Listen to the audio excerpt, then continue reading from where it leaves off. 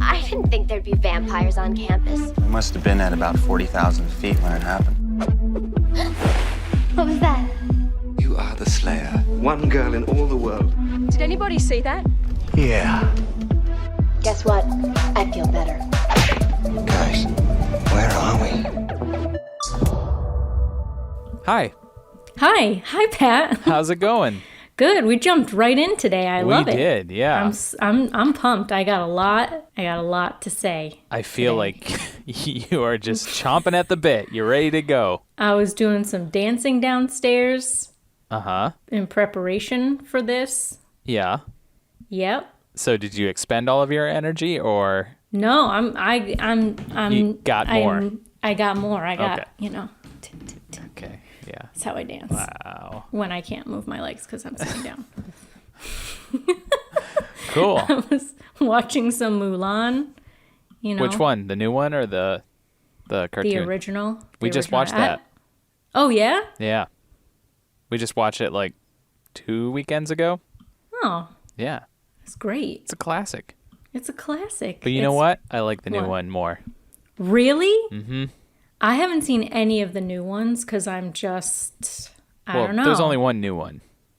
No, you know what I mean. The live action one. I haven't seen any of the live actions. Not even Beauty and the Beast. Oh, that's what you mean by ones. Okay. Yeah. Yeah. Gotcha. Yeah. Yeah, I haven't seen any of the other live action ones, just the Mulan. Really? Mm-hmm. Oh, are And you it's good. protesting them? No. Or just haven't? No, just not seeking them out, really. But we sought out Mulan just because it was like the one new movie. And they wanted to charge $30 to rent it. And we're like, yeah, sign us up. Because it's the closest thing we can get to the movie theater. I mean, it's a lot of money. But if you're not going to the movie theaters, why not? I mean, you got a pretty sweet setup in your basement, too. I do. So it's like being I'd at the pay movie. $30 to see a movie in your basement. Really? Maybe not. Maybe I'll start a business deal going here. You know what? For you, 20.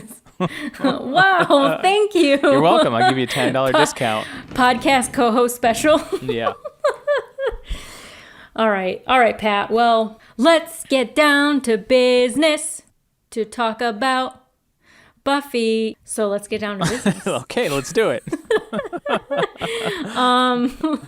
So what do you think about this watching one episode a week? Is it driving you nuts? Like, do you want to go off and binge these shows? Oh my God. Yes, I do. I do, especially like it will probably be difficult to do Lost.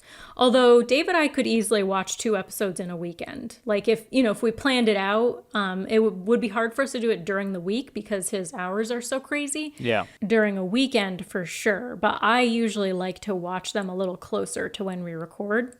Yeah. But especially this episode of Buffy, not one of my favorites, but the next episode is so good. So I was like, I want so badly to get to this next episode.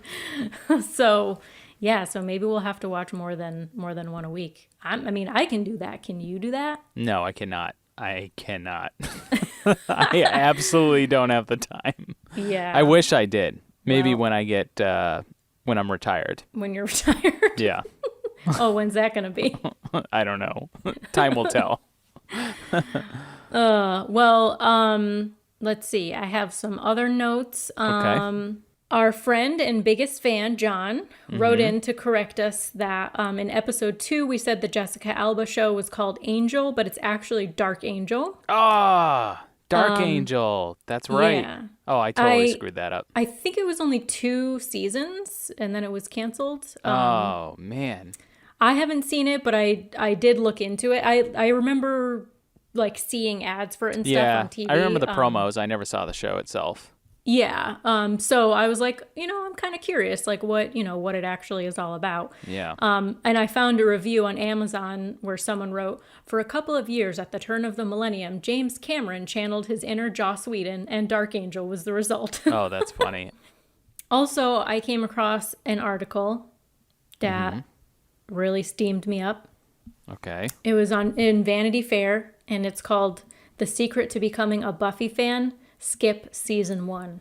I don't know how I came across this, but somehow I did. And is that an option for me? No. I can't it is just not skip an it? option for you. Are you sure? How many more Yes. episodes we got here? We can probably just It's skip only it. 12 episodes.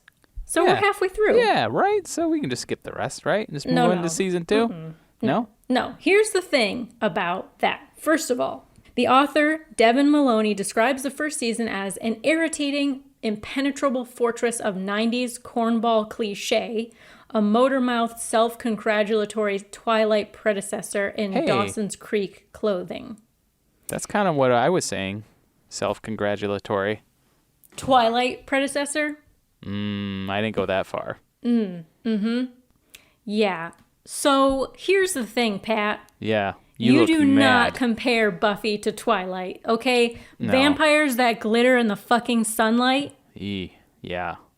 A vampire that all of a sudden has a southern accent in the third movie. Didn't have one before. Now all of a sudden he's got a fucking southern accent. He's real southern. Which one is this?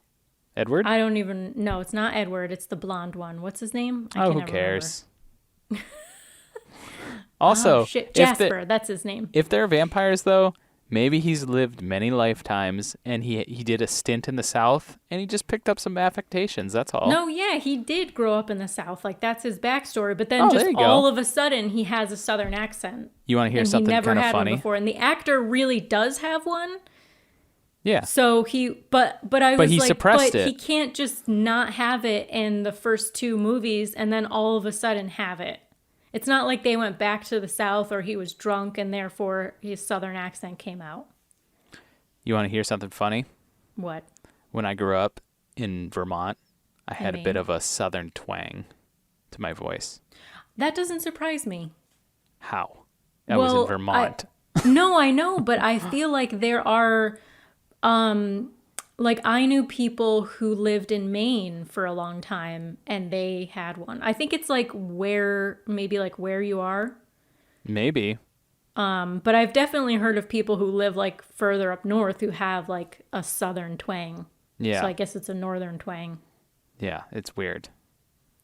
But somehow some backwoods. Backwoods, yeah, along the Backwoods river. accent. Yeah. Yeah, no, that doesn't surprise me actually.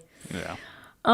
Yeah, so I could go on and on about Twilight. And I'll be honest, like I'll fess up. I was into Twilight for a little bit and then I sort of like you know how when people get out of a cult and they're like, "Oh, wow. What the fuck was that?" That's sort of how I felt when I stopped liking Twilight. When you left the Twilight cult. Yeah. And you're like, what am I doing with all this glitter on my skin all day? Well, I actually worked at Borders. I said that earlier, and I worked the release of the last Harry Potter book. It's Harry Potter and the Deathly Hallows, which was fucking crazy. It was probably one of the best nights of retail work I've ever had. And then we also worked I know, I'm such a nerd. It sounds scintillating. It was awesome. And then I also worked the last the night of the last Twilight book release. Did you work when The Last Airbender came out, the movie? Because that was a big moment in cinematic history. When Avatar, I'm sorry, The Last Airbender. I don't recall there being a Last Airbender movie. Yeah, it was directed by M. Night Shyamalan. It's a really good movie. No, it doesn't exist. No, that doesn't exist. No, it exists. That never happened. Yeah, That no, it's never out on happened. Blu-ray, and it's No. actually really good. Really, Is it in your Blu-ray collection? Wow. Oh, yeah, I have like 4 copies. You want one? No. You can just go right ahead and burn all of them. Along with your Twilight books that I know you have. Yes, we definitely have Twilight books and the Blu-rays. I mean, like, I'll pop on those movies every now and then, but I have to See, you love them. I don't love them. I have to be in the mood to just be, like, dumb entertained. Like, the same mood to watch Mean Girls. You know what I mean? But Mean Girls is funny. Mean Girls is fucking great. Mean Girl, and you know what? I should not compare Mean Girls to Twilight because Mean Girls is a comedy genius. Yeah. Apples and oranges. Definitely. So I take that back. But it's like, you know, silly. Like I want to be like, I gotta be in a silly mood. But as I'm watching it, it just makes me cringe the whole time because the acting is so bad. Anyway, let's just move on from that. Okay. So the Moving whole on. Twilight thing. But moral of the story is you can't call yourself a fan and skip season 1. That's not how fandom works, okay? So, Pat, I don't ever expect you to call yourself a fan. The only reason, like, you're not watching season 1 to call yourself a Buffy fan. You're watching season 1 because I'm forcing you to watch season 1. This is 100% correct. So that's okay. But I just feel like that's saying, it's like saying that you're someone's friend, but you're never around in the hard times, or becoming a Red Sox fan after they won the 2004 World Series. Okay. That's not a fan. You can't just jump in and be like, oh yeah, I love Buffy. You gotta get at the backstory of Buffy. You wouldn't know why she's there, that she burned down her gym because it was full of vampire asbestos. It's the worst. You wouldn't know Principal Flutie. Right. You wouldn't know that Giles happen. arrived around the same time Buffy arrived. Like, Big you wouldn't things know happen. The Master. Come on. To Principal Flutie in this episode. Yes. And as Dave said when I told him about this article, because of course I was so steamed up, I had to talk to him about it. And I'm sure he'd love that. He's like, okay. No, he was like, what? He was so offended. He acted outraged for you? Maybe he was acting. I think he was legitimately outraged on my behalf. Wow, he's such a good husband. He's a wonderful husband. But he was like, how would you know who Giles is or what a Willow is? And I was like, exactly. So he's anyway. like, this will shut her up for a little while. No, if anything, it would keep me going. Oh, that's true. We can't keep winding you up. All right, so let's just. I can't. I just can't with that one. I think you fell for clickbait. I think I definitely fell for clickbait, and I got reeled in. I feel like you always fall for clickbait. No, I don't. Sometimes I engage trolls, but I always know that I'm engaging trolls. You're the demographic for clickbait and trolls. No, like I know exactly what I'm doing. Okay. All right. Do you have anything else on your list? I'm going to start rushing you. No, let's jump right into Buffy. Okay. Let's get into Buffy.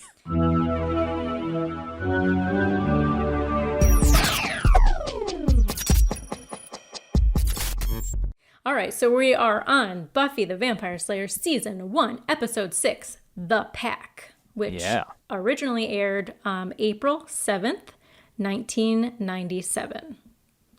It was written by Matt Kine, Kiene, and Joe Rankemeyer, directed by Bruce Seth Green, no relation to my teen heartthrob, Seth Green. It's so funny that he is your teen heartthrob. Yeah, I had some weird ones. And he directed 8 episodes between seasons 1 and 2. Something that's funny, so Seth Green was one of my teen heartthrobs, and so was Lance Bass of NSYNC fame. And they were both in the live virtual Rocky Horror Picture Show last weekend. That must have been so exciting for you. It was so exciting for me. All right, so let's just talk about your predictions. Okay. This is getting to be a very long list that I'm keeping of all of your predictions. Yeah, I don't think you have to keep going back to all of my predictions, just last week. Well, yeah, but you have some that are longer term ones. Oh, well, you can touch on a few of them. I don't think you need to go back to all of them because I have a lot. All right, well, you basically said that Buffy's probably going to face the Master in the season finale after he builds up some reinforcements. Yeah, that's definitely going to happen. You did say at one point that you think he's going to have a love affair with Amy's mom and make a vampire witch baby. Yeah, I've abandoned that theory, though. You've abandoned that. All right, yeah, cool. I'm going to just go ahead and get rid of that. You said that the eggs from... Eggs? Eggs? We're not going to do this every time. I know. From the... Praying Mantis episode, we're going to come back in 1 to 2 seasons, just like Amy's mom, who's stuck on the cheerleading trophy. Xander will keep getting friend-zoned by Buffy, and it'll maybe be like 3 seasons before they accidentally kiss or something awkward happens and yeah, that's leads definitely them to happen. kiss. That's going to happen. Police will disappear. We won't see them again for another couple episodes. The real Mrs. French, the old lady, will come back at some point, but there will be a dark twist with her. Okay. And last episode, these are the ones you made last episode, the anointed kid, as you called him, will come back, but not for 2 to 3 episodes.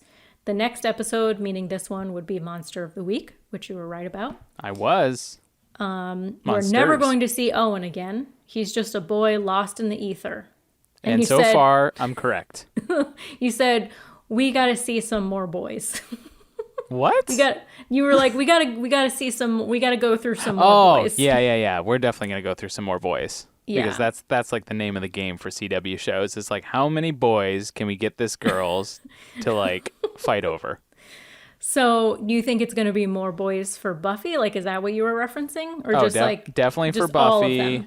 For all of them. Cordelia and Buffy is always going to be going for the same boy. That's going to be a recurring thing.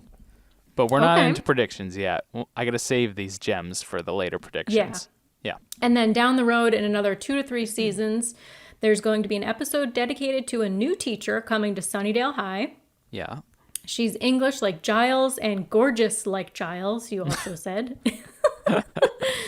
And he's going to fall in love with her, and it's going to be revealed that she is somehow a bad egg / vampire / something. Yeah. Yep. That's definitely going to happen.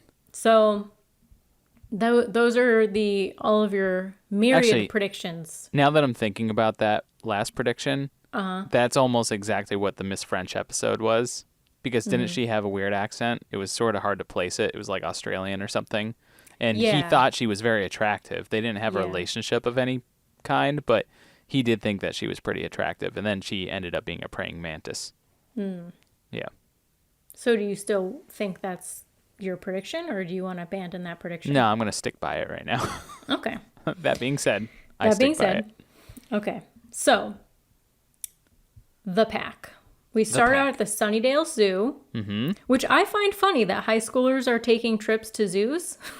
Yeah, but I also don't know, feel that like felt a little juvenile to me. Yeah, I also feel like sometimes in high school we did juvenile trips. Like it was just whatever was accessible for us. We're like, oh, this is open and it's only $10 per head, and let's just get out of school for a day and we'll act like we're learning something. Which most of the time you didn't really take anything away from your field trips. It was just like a reason to get out of the classroom. And that's pretty much what Xander says. Yeah. At the beginning. Yep. Yeah, I was trying to... I don't remember going on field trips in high school so much. I remember seeing Wicked with my English teacher. That's pretty cool. Yeah, and he was my junior year English teacher, and I was actually a senior. But he took me... so he was taking his junior year classes, but he took me too because I even then was pagan. And he always called me Mrs. Thoreau because we had a whole section in his class on Emerson and Thoreau and their writings on connection to nature and spirituality with nature and that kind of thing. And so I don't know, I had a nice write-up about that. And so ever since then, he called me Mrs. Thoreau and knew I was witchy. And so when he was going to see Wicked, he brought me too. He was awesome. Mr. Bartlewski. Sounds awesome. Great teacher. He had nicknames for everybody. Yeah, so some jerkwads start to tease Buffy at the zoo. And one guy says, "Careful, she might beat you up." And she just kind of walks away sadly. And I'm like... I would be like, yeah, dickhead, I might beat you up. What the fuck are you going to do about it? But I guess she's got to try to fit in. I don't know. Yeah. But I feel like that's a moment where it would have been okay to be like, yeah, and? You would have fought back a little bit more. A little bit. But that's you. That's definitely your demeanor. That is my demeanor, even though I can't really fight. Fun fact, Kyle, who's kind of like the leader of the pack. Until Xander shows up as the leader. He sort of becomes the alpha. We haven't gotten there yet. Oh, okay. So he's the one that's in yellow. He's played by, I think you pronounce his name, Aeon Bailey, who was in Band of Brothers, Fight Club. And he played August W. Booth / Pinocchio in Once Upon a Time. Have you seen Once Upon a Time? The show? Yeah. No. Those shows, they don't grab me. When I see them, I'm just like, so what's going on? Because they did a Sleepy Hollow thing too. And I think there was what, really? Yeah, there was a Sleepy Johnny Depp Hollow movie. show. Yeah, I love the movie as well.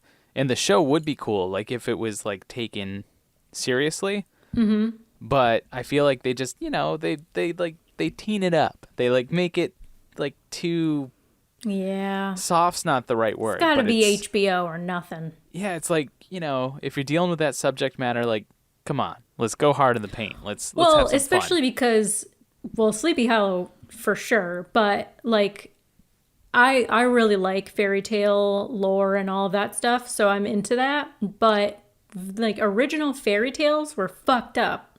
Like right. Grimm's fairy tales were not pretty. Yeah. So stay true to the neither were subject Hans matter. Christian Andersen's. Like they're messed up. So yeah, I say stay true to those. That being said, I did like Once Upon a Time for a couple of seasons. Okay. Then I just lost interest. Anyway, yeah, so there's some bullying happening. Did you have cliques or bullies in your school, Pat, when you were in high school? I'm sure there were, but I feel like at least in the years that I was in high school, I think in middle school that happened much more because I moved from middle school to high school to a smaller high school. And high school, because it was like weird. Just a small town. Well, because we moved towns. Oh, you moved towns. Okay. Yeah, we moved towns, so we got into this smaller town high school, and I think there was definitely cliques, but there were more just like groups of friends, and less like about the jocks versus the geeks or the nerds or something. Like there were some of that, I'm sure, but I didn't really notice any bullying. No, I didn't think it was like very mean. Like everybody's pretty supportive. Yeah. I feel like. But maybe I just had blinders on and didn't realize. Who knows? Yeah. I mean, like, obviously you have friend groups and stuff. But for us, it was more like, I guess the cliques were like you had the football players and sort of the cheerleaders. But like in my school, there was cheerleaders and then there was like the elite cheerleaders, the K-Nets, because our mascot was a hurricane.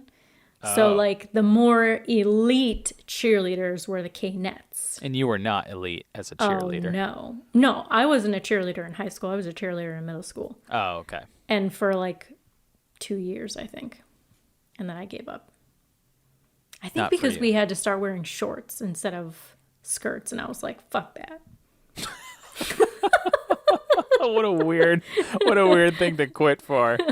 What? Shorts? No, I have no idea why I quit cheerleading. Probably because I was just like, this is not for me. Yeah. I am not a cheerleader. Like, we had bullies, I guess, kind of. There was a lot of fighting happening in my school. Yeah, I never saw, like, anywhere, really, these classic bullying scenes that we see in the show and a lot of movies in the 90s and 80s. Like, the guys who, like, sort of walk around in packs like this. Mm-hmm. And they're, giving guys wedgies and flipping their hats off and knocking their trays out of their hands. Like, I really didn't see any of that. Like, I feel like it was uncool, at least in the 2000s. I feel like my school, there were so many people in it, and there's like, a couple of hallways that kind of everyone had to get through. Yeah. So I feel like I was just struggling to get to class. Like in between classes, just trying to like get from one class to another. I didn't have time for any shenanigans. Right. Oh, I do remember one instance of this. Mm-hmm. You just said talking about hallways reminded me of this, but there's one kid who used to have like a rolling backpack, and he was like the only kid with a rolling backpack, poor guy. And he would just sort of roll it through, which is the smart thing to do in hindsight, like scoliosis, Yeah, definitely. Like how many kids' backs or adults' backs are messed up because this guy's standing straight. Right? Yeah, he's like the best postured adult walking around right now because he had the wheelie backpack. Yeah. But anyways, he would wheel his backpack through the hallway, and I remember it just getting kicked. Like, every 30 feet or something, somebody would kick it. And I think it's just because it's just a physical thing to do, Yeah, and it's just like, I feel like anytime you stand out that much, that's enough. Like I had this girl in my school. That's enough. Well, yeah, I mean, just not saying that's good, obviously. Oh, okay. But you're saying that's enough to. That's enough to do just, it. Right. Yeah, exactly. For people to jump in and not like that's enough. Shit. We'll kick it. No, I would not have kicked it. I would have stood up for that kid. Okay. All right, let's get back to the All zoo. right, so the bullies F off, and Buffy meets up with Willow and Xander.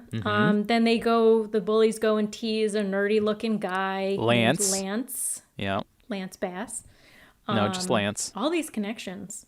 But then Principal Flutie comes to kind of break things up and is like, what's going on here? And Lance defends them. So then they kind of welcome him into the group. Yes. And then they immediately go and break into the hyena enclosure. Yep. Which we learn is off limits because the hyenas just got in from Africa and the zookeeper's like, I don't know. They're like in quarantine. I'm kind of freaked out by them. Yeah. Buffy, Willow, and Xander see the pack, or I shouldn't say that. Strike that, reverse it. Okay. Buffy, Willow, and Xander see the kind of, the jerk kids go in. The group of bullies. The group of bullies go in, and Lance. With Lance. And they kind of like move to follow them. And then Xander goes in, but before Buffy and Willow can join them, they're stopped by an intense zookeeper guy who tells them that they'd be in a world of trouble because the hyenas are dangerous. Yeah. According to tribal legend, we learn they can learn human speech and call out a person's name when it's dark to isolate and devour them. Yeah, and the zookeeper guy was pretty aggressive when he first showed up. He was like, what are you doing, you scoundrels? Yeah, and it's like, hey, you know what? You're a zookeeper, huh? Yeah, but you know what's crazy? Dave and I went to the zoo. So we did our engagement photos at the zoo because our first official date was at the same zoo. Dave brought me to see the red panda there. And then there was 2 red pandas and we got to feed one during our engagement shoot. You know the story. It's very exciting. But the first time we were at the zoo on like our first date, this woman came up with an anteater skull. And was like very intense about anteaters and how like their nostrils are very long, or they're like mouths and their like snout.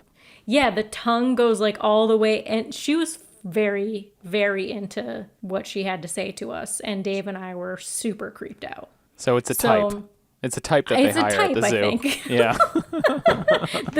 So probably previously when I watched this, I was kind of like, this guy's a little bit off. But then meeting that zookeeper woman, I was like, oh, okay, maybe this is how it is. Yeah, you're like, this is actually pretty true to life. I've met this anteater lady. But the guy that was with us when we fed the red panda was super nice. Not weird. So Red panda people are different than anteater people for sure.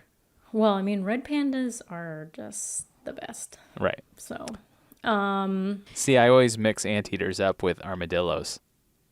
I know they're not the same. They're definitely not the same. I know. But I still mix them up. They look somewhat the same. Sure. They got a little pointy triangle face. Yeah. Yeah, definitely. Samesies. Twinsies. Maybe we'll go to the zoo and we can ask the anteater lady how the difference is. Yeah. She'll bring out an armadillo skull. Yes, that would be great bonus content for the Instagram.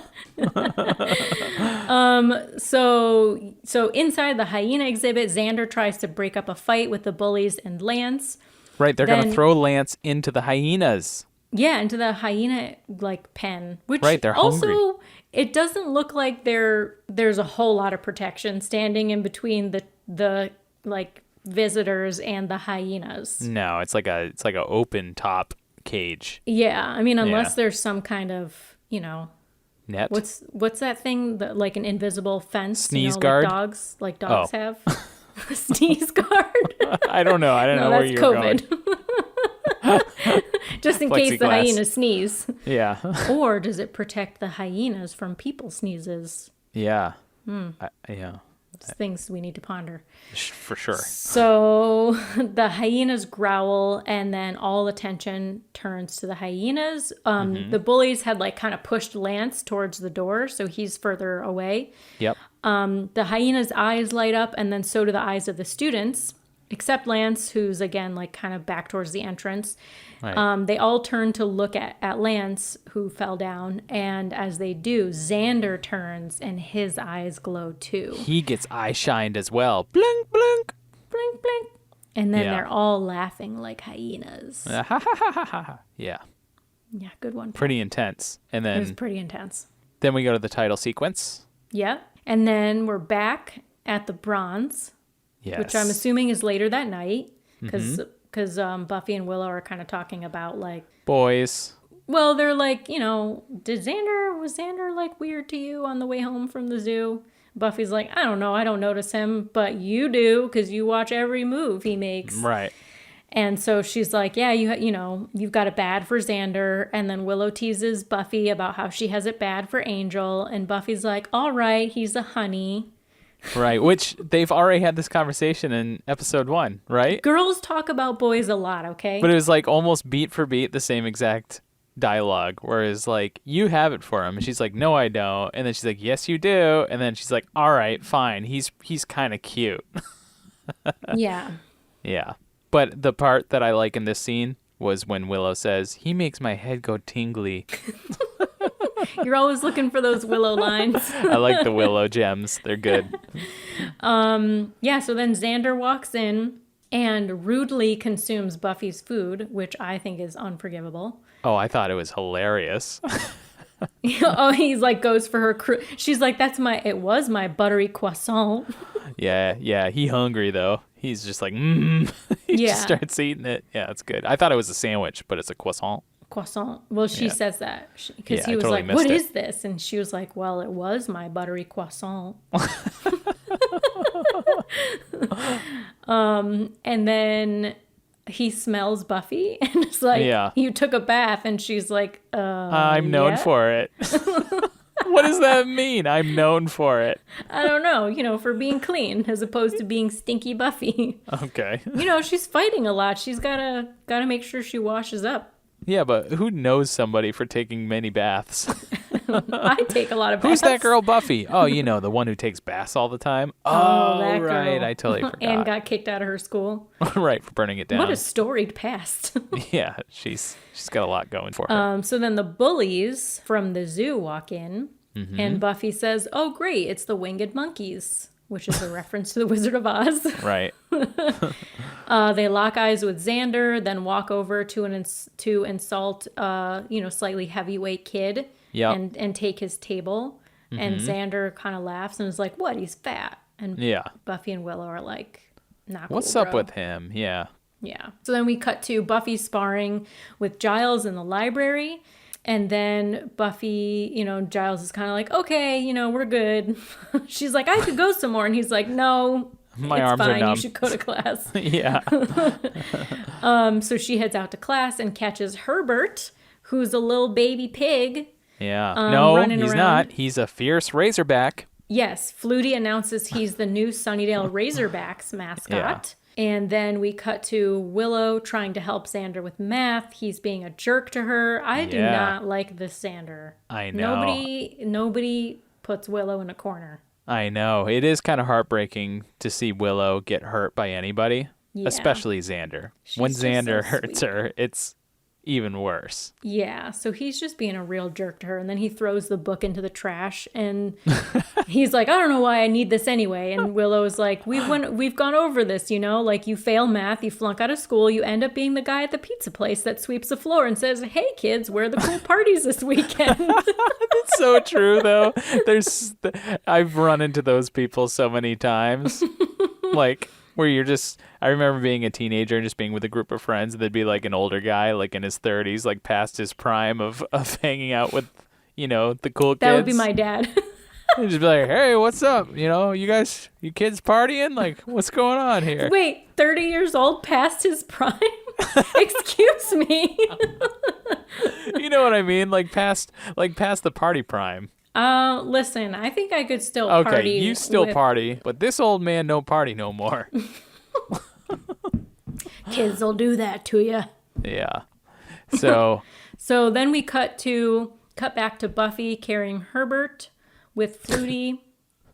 for some reason when you said Herbert, I pictured the Lance guy. Like somebody was carrying Lance. For some reason I was like, what? No, they're not. Poor Herbert does Lancey. not sound like a pig to me. No, it is kind of a weird name. Yeah. Wilbur, that makes sense. Wilbur. Right. He wasn't he the pig in Charlotte's Web? Yes. Yeah. So then Xander comes in and walks by and Herbert just goes nuts, starts squealing. Right. And then we cut to gym class, and it's dodgeball time. Buffy is killing it, of course. This scene is so lame, I gotta say. The music is so corny, and the sound effects suck, and it goes on for so long. It does. Like, where I was like, agree. are you just trying to fill What's airtime? Like, do we really need this long a dodgeball scene? Really? Yeah, so I mean, I don't think we needed that long of a scene, but basically I think what they were trying to do is set up kind of like what the zookeeper said earlier, is that the hyenas will prey on the weak and sort of like separate them from people. So it's Buffy is on the same team as Willow. They're doing pretty good, but then Xander catches Willow pretty hard, it looks like, and she gets out, and then Buffy's the last one. On her side against all of the jerks from the zoo and Xander. And Lance is on their side. And instead of all of them throwing their balls at Buffy, couldn't get through that sentence without laughing. No, you sure couldn't. They turn around and throw them all at Lance. Well, they don't just throw it at him. They spike pelt it. Yeah. Yeah, they spike it into Lance. And then I love the gym teacher's reaction. Yeah, well, so Buffy goes and helps Lance out, and then, what does the gym teacher say? He says, God, this game is brutal. I love it. I had a feeling you would have written that down. Yeah. I know, it's just like so weird. It is weird. And then Willow confronts Xander about, him just generally being an ass after this happens. Yeah. And they're in the hallways, and Xander is like, I've decided to drop geometry. So I won't be needing your math help anymore, which means I won't have to look at your pasty face again. Yep. And then they all cackle away like a bunch of hyenas. Mm-hmm. And Willow is sad and just kind of turns and walks away. Buffy, who was overhearing all of this at her locker, slams her locker shut and goes up to Xander and is like, you going to say something to me? Right. And he just turns and laughs. Right. And walks away with the hyenas, who we follow out to the quad, where they steal some hot dogs from unsuspecting, Well, they go up to somebody who teens. Supposedly is like Xander's Xander. friend. Yeah, or at least he knows him. And then they take his hot dog and just start eating it. And then they walk over the table. Yeah, that's pretty cool. Yeah, and then they spit it out, and they're like, too well done. Yeah. And then, they walk over the table, like, on they're such dicks. Yeah, I don't think like, you can... what the fuck? I don't think you can too well done a hot dog either. Like, I feel like even if you burn it to a crisp, it's still just a hot dog. Those things are unkillable. Like, you can't overdo it like you can hamburger or steak. So what's funny is I was watching this episode. I finished it today, but like I watched maybe half of it yesterday, and then at night went out to walk Appa, and for some reason it smelled like hot dogs outside, and I was like, what's happening? I think you just had hot dogs on the brain. Maybe. I have not eaten a hot dog in a long time, but it was, I don't know. I mean, it was kind of a warm day, especially for November. Maybe somebody had been grilling hot dogs earlier. It's not out of the realm of possibility. That's for sure. So then they go back into the school, the bullies and Xander, the pack, and they head into where Herbert is in a cage, and they're kind of like crowding around him, and he starts squealing. Then we cut to some real sweet 90s grunge music, your favorite, and another slow-mo. Oh, but this is real slow-mo. This is the slow-mo that deserves to be slow-mo and not the slow-mo from episode 1, which is like done after the fact. This is true, real, premeditated slow-mo, and it was done well. And I'll tell you what is a great part of the episode. I loved it. The brooding Xander walking around all emoed out. Oh, just so emo. Looking, so 90s grunge. Sizing everything up. And like everybody else is like turning to look at them like, oh, wow, who are these powerful They're noticing them. Just the raw, what's the word I'm looking for? Confidence. Animalistic confidence that they had roaming around outside the school. Very cool. Yeah. Very cool. Very cool. So Xander kind of looks up to see Buffy and Willow sitting kind of like above them, like on like a second floor of the school, it looks like, on this ledge. Because, of course, you know, like all their hallways are outside, as you pointed out. So he kind of can look up and see them sitting up there. And then we cut to Buffy and Willow right there, and they're sort of like discussing what's going on with Xander. And, you know, Willow's like, you know, or maybe there's something wrong with me, which just broke my heart again. So I'm like, no, Willow, you're perfect. Yeah. And Buffy is like, no, there's nothing wrong with you, da da da, you know. And then Willow was like, well, you know, he's not picking on you, he's just sniffing you a lot. Yeah, it's true. There's basically this little hint of, you know, things were kind of okay with Willow and Xander before Buffy came around, and maybe three's a crowd. And but Willow doesn't like get really accusatory to Buffy. She's just sort of like voicing her fear a little bit. And Buffy's well, I like, think it's just like a classic teenage crush triangle that happens a few different ways, because of course Xander likes Buffy. Yeah. Buffy likes this other guy. Willow likes Xander. So it's like this like round robin that everybody likes somebody else, but they don't like each other. Not yet, at least. Yeah. Sad times. Sad times. Sad high school times. So then Buffy is like, you know, I'm gonna go to the expert on weird. So of course She hits up Giles. She hits up Giles. Yeah. And she's explaining, you know, Xander's behavior to Giles, and Giles goes, Xander's taken to teasing the less fortunate. And she goes, uh-huh. And Giles goes, and there's been a noticeable change in both clothing and demeanor. And she goes, yes.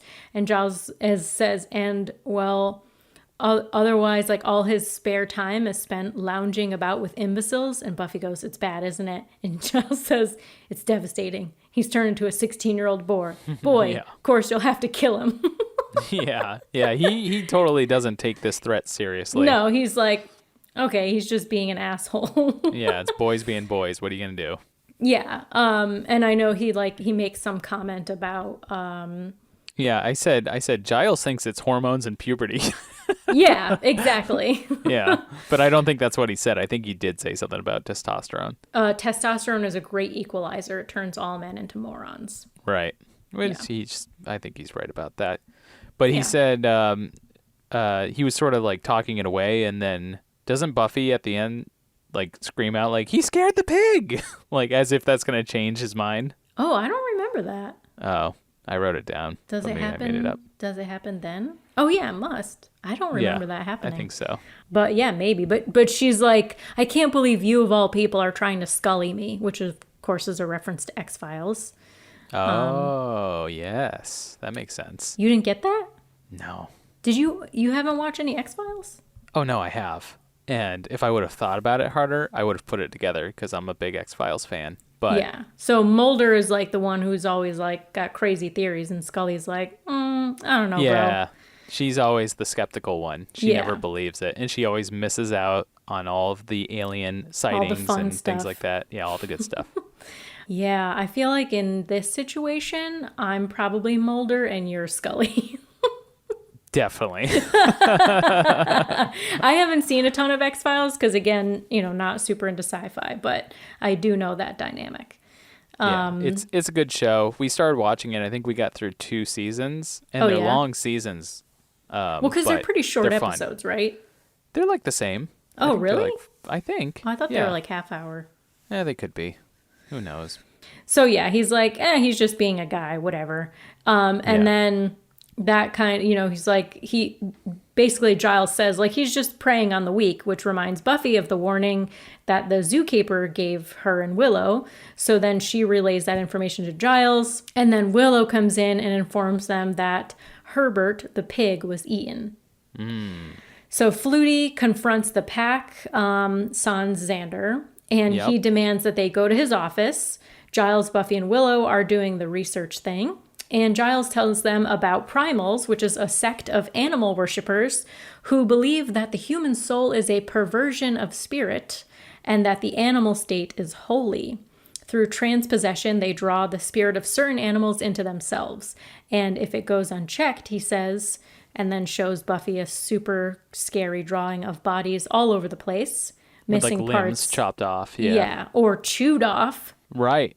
I think that's what it is because, they want to eat whatever they can and they want to eat the humans. Right. Mm-hmm. Speaking of which, Buffy investigates the Herbert crime scene and then is surprised by Xander, whom she tackles, and he's like, I've been waiting for you to jump my bones. Yeah, right. But hold on. Again, why is this not cordoned off or cleaned up? Like, a pig was eaten. Mm-hmm. So I'm assuming it's pretty messy, which you see a little bit of the mess, but there's hay and a There's ripped up not blood cage. everywhere, though. There's just, like, bones. Right. But you would think that there would be some sort of cleanup or don't come in here sort of locked doors, but this doesn't happen in Sunnydale High. No. Anytime anything happens, which we'll get to later because something else happens. Yeah. Well, nothing happens in the school.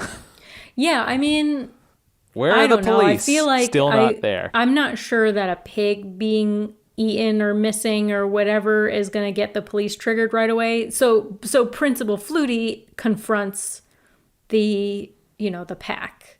Yeah. Without, like, Xander isn't there, but he confronts them because that's kind of like the first step. And then if they're dicks, like, then maybe he's going to escalate and call the police. Mm-hmm. That was my thought process. Okay. So they didn't get that far. Well, because something back happens. In his office, Flutie is yelling at the other Hyena gang members. Yeah. And then we go back to Xander and Buffy, and he's, like, stalking her and is like, do you know how long I've waited until you stop pretending that we aren't attracted, kind of to each other, until Willow stops kidding herself that I could settle for anyone but you. Yeah. And he pushes her back and then says, the more I scare you, the better you smell. Yeah, he's all into the smells in this one. Yeah. Yeah, very aggressive. Xander being Xander. very aggressive. Mm-hmm. Then he moves into sort of like, we're not sure if he's, like, trying to kiss her or bite her, but he kind of moves in for some neck situation. Yeah. Then we cut to the other hyenas, back to Flutie's office, the other hyena pack people tackling Flutie. They start eating the principal. They are, I mean, we don't see it, but looks it's basically and sounds that's what's happening. As if they're eating We can Flutie. infer that they are eating the principal. They're eating Flutie Flakes. Ooh, very nice. That cereal Also, that I told you sounds like about. he has dandruff, so that's gross. No, it's a... Didn't we talk about this on the podcast? I don't think so. Flutie Flakes. It was a cereal that was made when Doug Flutie was playing football. Doug Flutie is a football player. So they made Frosted Flakes, and they call it Flutie Flakes. Cool. So anyways, they ate Flutie Flakes. Nice joke, Pat. Thank you. And then off screen, Buffy knocks out Xander, and then we see her drag him into the library where there's conveniently a cage to lock him up. Yeah, I was like, where did this cage come from? And why does it have a meal slot as if it was made for, like, jailing people?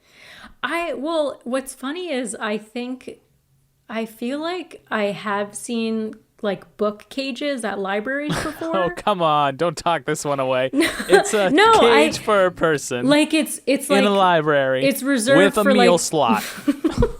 It's reserved for, like, really old books or manuscripts. I don't know. I feel like... I didn't feel like that was too weird, but I feel don't like they've already understand the found meal old slot books thing. and manuscripts without having to go into a cage. Yeah, it is weird. It is definitely weird that there's some kind of cage in the library. I would be interested to see if this cage ever shows back up again in other episodes. Yeah, well, you can make a prediction about that. Oh, okay. Maybe I'll jot that down. Whether it does or doesn't, you can make a prediction either way. Yeah. But it certainly was convenient for this episode. Definitely worked out. Giles walks in to Buffy and Willow in the library, and, Buffy putting Xander in the cage, and Giles says the rest of the pack were spotted outside Herbert, the mascot's cage. They were sent to the principal's office, and Willow says, "Good, that'll show them." And Giles is quiet, and she goes, did it show him? And it didn't show him because Giles informs them that they ate Flutie. Yes. So then he goes and hits the books to figure out how to stop this, discovering that they can transfer the spirit into another human, which Buffy's like, cool. And he volunteers. And so then Buffy and Giles decide to go and talk to the zookeeper, see if maybe, he can give them some insight, while Willow stays in the library to keep an eye on Xander. So I thought this was funny because I made the observation that the guy at this point, because we didn't get, things happen in the end of the episode with the zookeeper, but I was like, this zookeeper is kind of like a zoo Giles. Like he's sort of nerding out and he has a lot of information about the hyenas and such. Yeah. Well, hold on. We're not there yet. Oh, okay. Before we get there, we cut to a blonde woman walking at night with a baby on her back. Yeah, this was random. Yeah, so she accidentally wakes up the pack. So, of course, like all of them except for Xander, who's in the library cage. Yeah. And she's like, oh, shit, what have I done? In her face. She doesn't say this out loud because she's carrying a baby, language. Right. And it's the WB, so can't say that. Right. But thankfully, the pack seems to be more interested in sleeping than following her. They're probably right, because still they just full ate on Flutie. Flutie flakes. Xander wakes up and then taunts Willow. And she's, he's basically like, maybe this is Buffy's fault. And, Willow's like, that's not fair. She saved our lives. And Xander's like, before she came here, our lives didn't need that much saving, did they? Weren't things a lot simpler when it was just you and me? Yeah. He tries reeling her in with some old sweet talk. And yep. She's like, well, I stayed behind to, because I know you better than everyone. And I want to see if you're still you. And then he tries to like scare her into, he basically tries to take the keys from her as she gets He tries closer. to grab her. He tries to grab her. And she's like, and then he well, freaks now out. I know. Yeah. And he really loses it at that point. He loses it. Yeah. So now Buffy and Giles are talking to the zookeeper, and yeah, they're definitely nerding out. And, they're talking about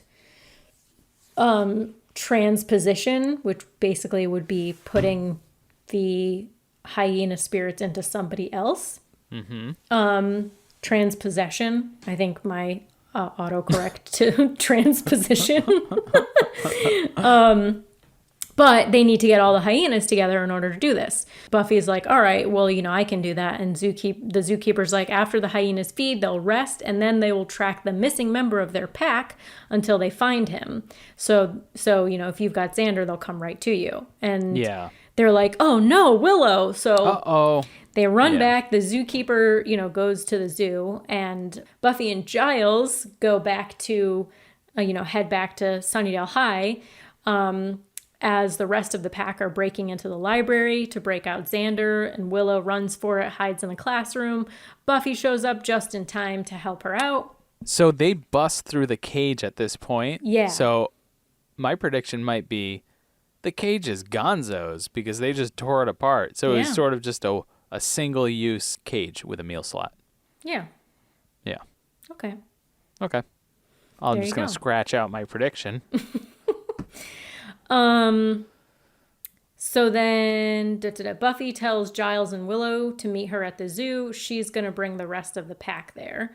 And then we cut to a couple arguing, and the woman is wearing a sweet floral vest. Oh, yeah. I was like, Real that sweet. is a vest. Yeah. So it's a family coming out of a house, and he says, I didn't say she looked better than you. I said she looked better. And then they just turn to the kid and they're like, Joey, chew. Yeah. I was like, I feel like he was eating ice cream. Like, what do you have to chew? You gotta chew the ice cream. You gotta make sure you chew it up nice and good. You don't want to choke on that ice cream. Yeah. It was a weird thing that was happening. I thought it was funny. I thought it was a really funny interaction. Yeah. So they all get into their car, and then the hyenas jump on the car. Xander breaks open a window to try to get to Billy. But Buffy shows up, kicks some hyena butt, And Yeah, then, she does big kick. Oh, yeah. Big kicks. Yeah. Roundhouse kicks.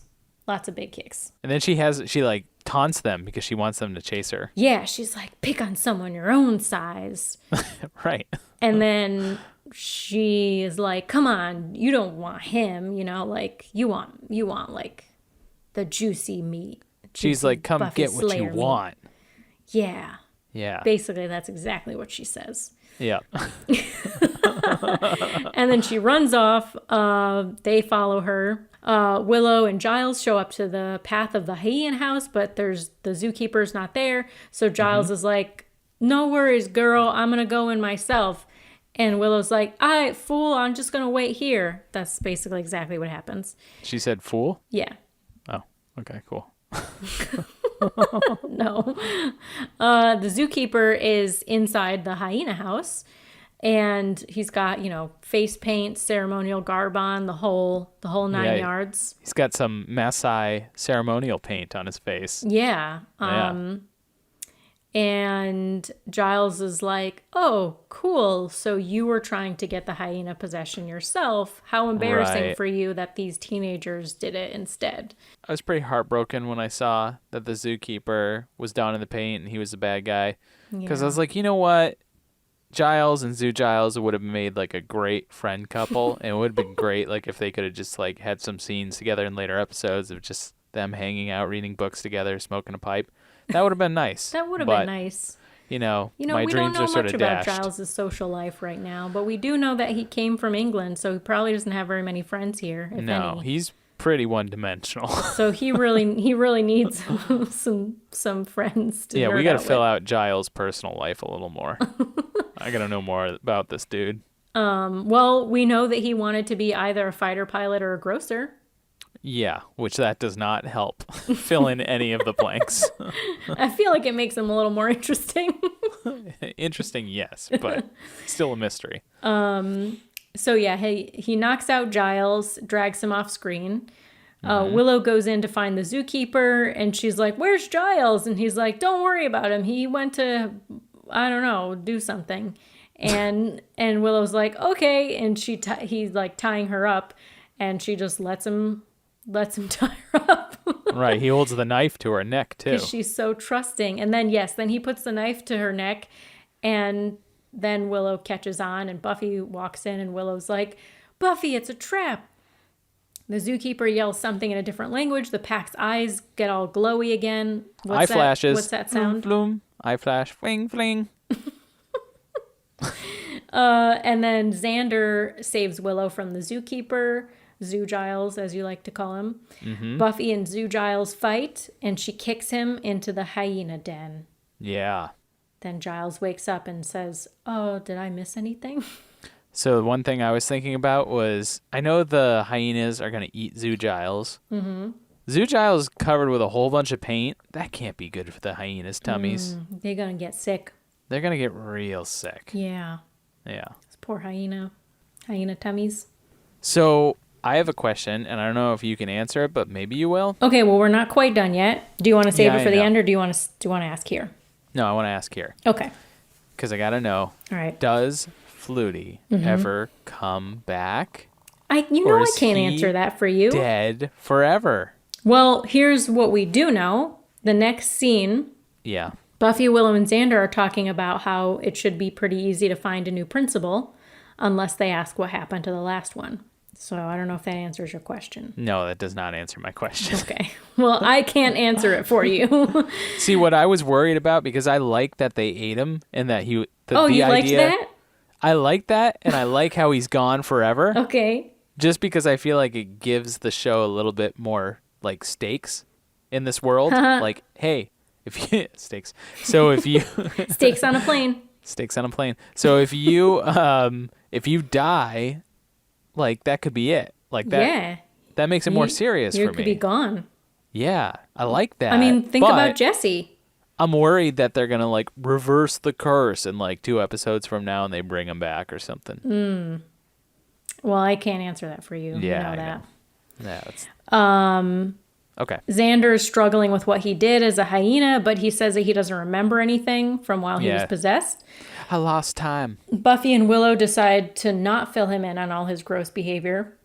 And they walk away as Giles kind of meets up with Xander. And Giles says, I've been reading up on my animal possession, and I can't find anything anywhere about memory loss afterwards. And Xander said, did you tell them that? And Giles says, your secret dies with me. Kind of pats him on the back. Yeah. Xander says, shoot me, stuff me, mount me. Right. And that's so the end. he remembers. He remembers. He knows what he did. He knows what he did. And I feel like what he was saying in that very aggressive scene with Buffy, like that was coming from somewhere deep and dark. Like it was like his innermost animalistic desires coming out. Yeah. Where he was talking about how like Buffy's the only one for him and he'll never settle for Willow, you mean? Right. Yeah. Just the mean stuffs. Yeah. That was rough.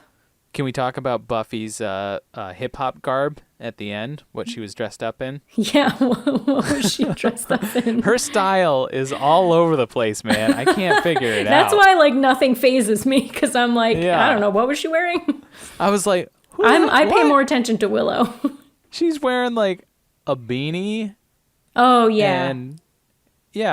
And I was like, what is this? She's exploring different things. She's all over the place. Yeah, I wish I had that much confidence to just try on. Oh, I was exploring all kinds of crazy stuff in high school. Maybe not that crazy. I think I was mostly like wannabe skater girl was probably my style, I would say. Oh, I was 100% like Avril authentic skater Lavigne. boy. I didn't skate though. Oh, see, I did. Yeah. So I was no poser, you know. Oh, yeah. People like you made me sick. But I dated a skater boy, so it was okay. Yeah, it was fine. Not to other skaters, not to authentics like me. So for the end of this episode, I actually stuck around so I could listen to the Gur Arg. Awesome. And I'll tell you what, did not disappoint. It was a great Gur Arg. It's great Gur Arg, and it's like, I feel like it's like a paper drawing. Yeah, it's like that goes across the screen. Yeah. It's great. I know, Yeah. I kind of miss that because it's kind of like, you know, when you're watching a movie in the theaters and like there are certain movies like you stay till the very end because you think that there might be stuff at the end of it. Right. Well, I feel like that's what we got conditioned to with Buffy. Yes. Like, so we would stay until the very end, make sure there was nothing more. Once you saw the Gur Arg, you knew it was over. Right. So have you stuck around to the very end of the Lost episodes? No.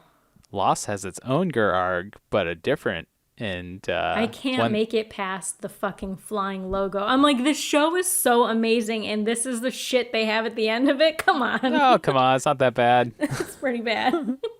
So next time you got to get through the awesome credits, and then at the end there's a bad robot, a little robot, and he runs through the grass. He goes, and then you hear kids say, "Bad robot."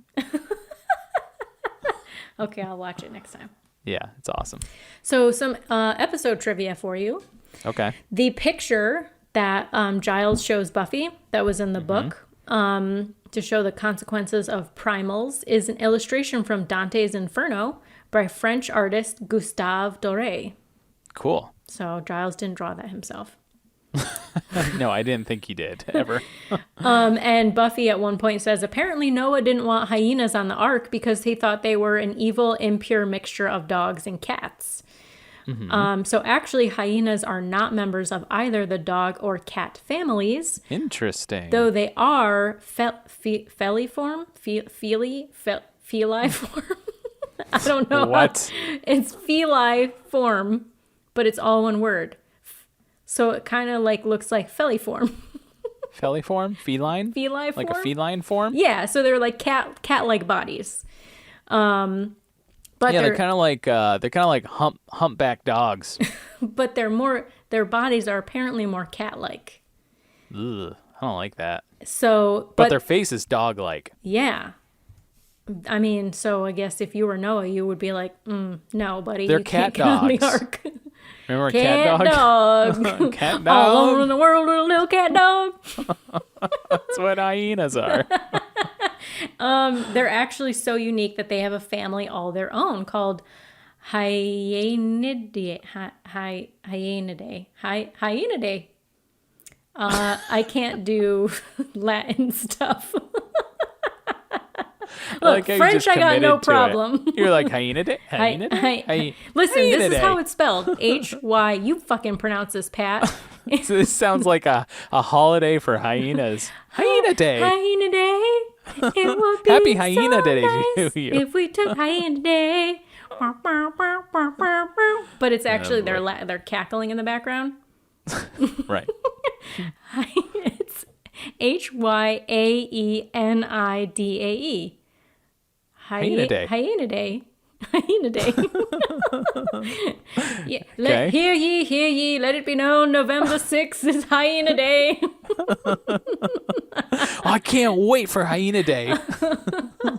You think we'll get it off?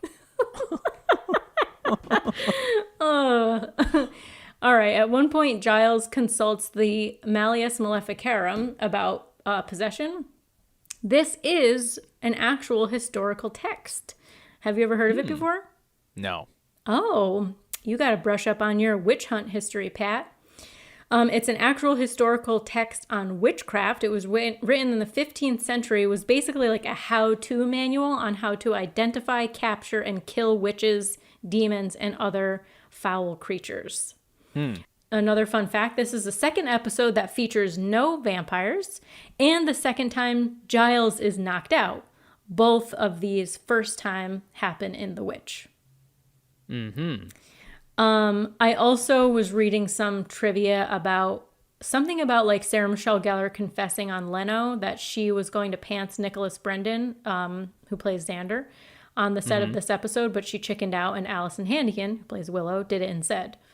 I was trying to find the clip, but I couldn't. But I did go down a rabbit hole of Buffy cast on Leno and watched an adorable clip of Allison Hannigan in 2003 on Leno. She used to babysit Bob Saget's kids, which is funny because he's the voiceover of Ted in How I Met Your Mother, Right. which Allison Hannigan stars in. And Pat, she used to work at a video store that she claims was 75% porn and grossed her out. Just like you. Wow.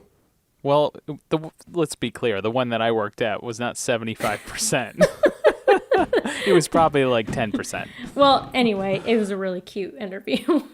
Allison Hannigan is just freaking adorable. If I ever meet her, that's going to be my icebreaker. Yeah. Hey, I used to work at a video store too. Yeah. That's all I got. Okay, that's it. All right. Well, that was a fun episode.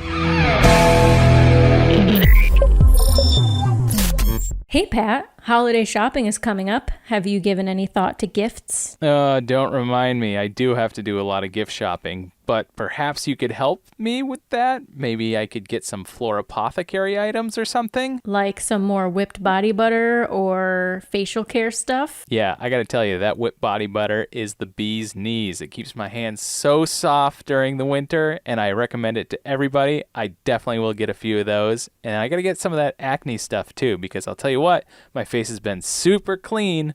How can I get some of your stuff? Well, as you know, Pat, you can always shop online at florapothecary.com, and I can either ship to you or ship directly to your recipient, and I can even do a nice little handwritten gift note for you if you'd like.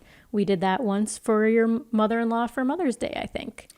Yeah, I think it's a nice personal touch you always add to the packages. We're always excited to get the Florapothecary packages. Thank you. But I also have my studio open select Fridays, Saturdays, and Sundays in Meriden, Connecticut. So if you're local to CT, you can always book a personal shopping appointment at florapothecary.com. If you don't know what to get for the natural beauty on your list, you can always get a gift card. Shop online or book a personal shopping appointment at florapothecary.com. And hey, even if you don't shop with me, shop local, listeners. This was a rough year for small businesses, and we could really use your support this holiday season. All right, let's move on to Lost.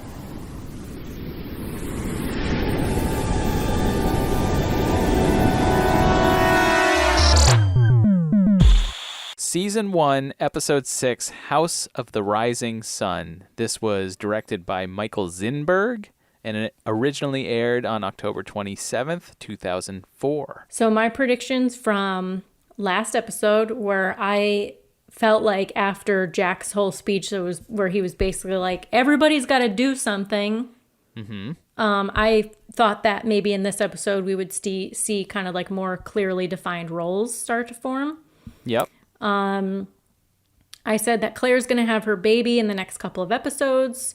But Hasn't happened yet. It hasn't happened yet, but I kind of want to see her talking about, like, if astrology is that important to her, then talking about the sun sign that her child would be born under should also be important.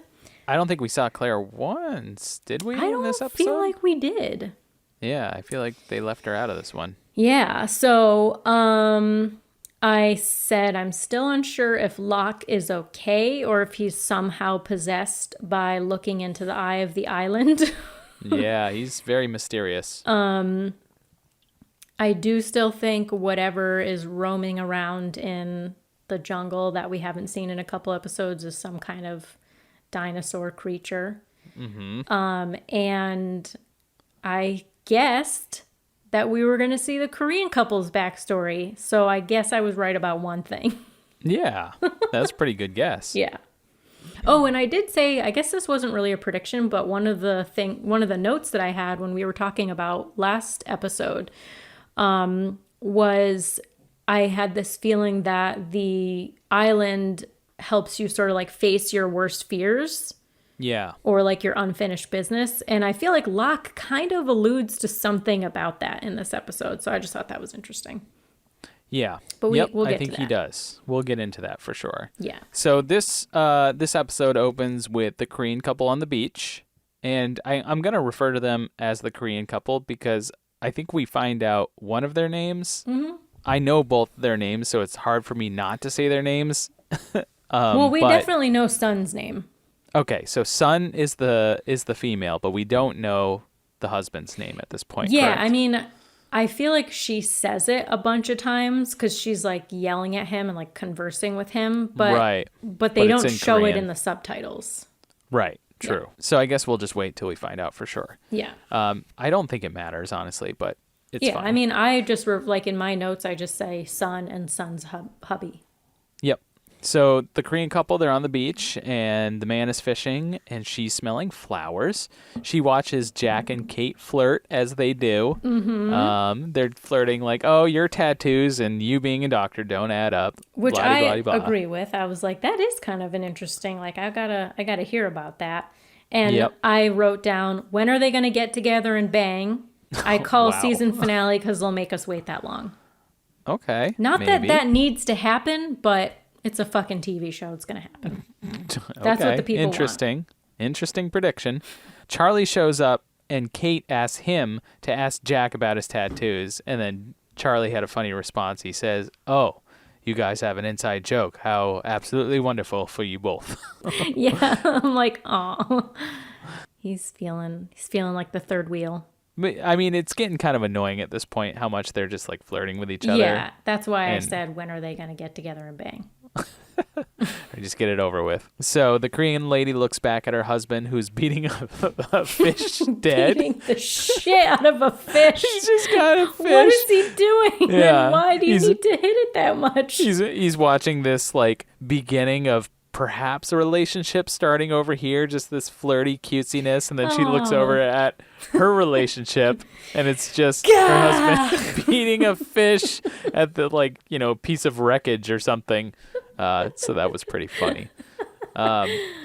So at this point we flash back to her previous life off the island, and she's getting champagne, and it looks like she's at some sort of very high-class event of some sort. Looking very ritzy, got a beautiful dress ritzy. On. Nice jewelry. And then we see him, the husband, as a waiter. Drama. Yeah, drama. They kiss, and it seems sort of hidden or like forbidden. You know, they talk about they want to elope, but her father would never allow it. Yeah. He says that he'll talk to her father, and she says that he doesn't know her father. So she doesn't think it's really going to work out. Yeah. Even if he talks to her father. Fun fact, Daniel Day Kim, who is Sun's husband, Yes. He voices characters in Avatar. Really? Mm-hmm. Oh, cool. And Dave said that he plays Gat or voices Gat in the Saints Row video games, which I don't know anything about, but Dave wanted me to tell you that. He knows that just off the top of his head? Well, I think he looked him up because he's like, he looks so familiar. And I think Gat is drawn, like modeled after Daniel Day Kim. Gotcha. But as he looked him up, he was like, oh my God, he voices this person and this person in Avatar. Ermagerd. So I think he voices someone in the original Avatar: The Last Bender, as well as The Last Airbender, and as well as the Legend of Korra. Gotcha. Cool. There's obviously definitely a class struggle here, is what it seems like. Her husband seems, or her, this is before they're husband and wife, but he seems to be of lower class. Yeah. Of some sort, or not on the same levels, and she's on a higher class, sort of like a Romeo and Juliet thing, right? Well, no, not really. They're like warring. I don't know, the Romeo and Juliet. The Romeo and Juliet, the Capulets and the Montagues were supposed to be like both kind of high class, but they were just warring families. Warring families, right? He says someday he will get her a diamond because he loves her. Mm-hmm.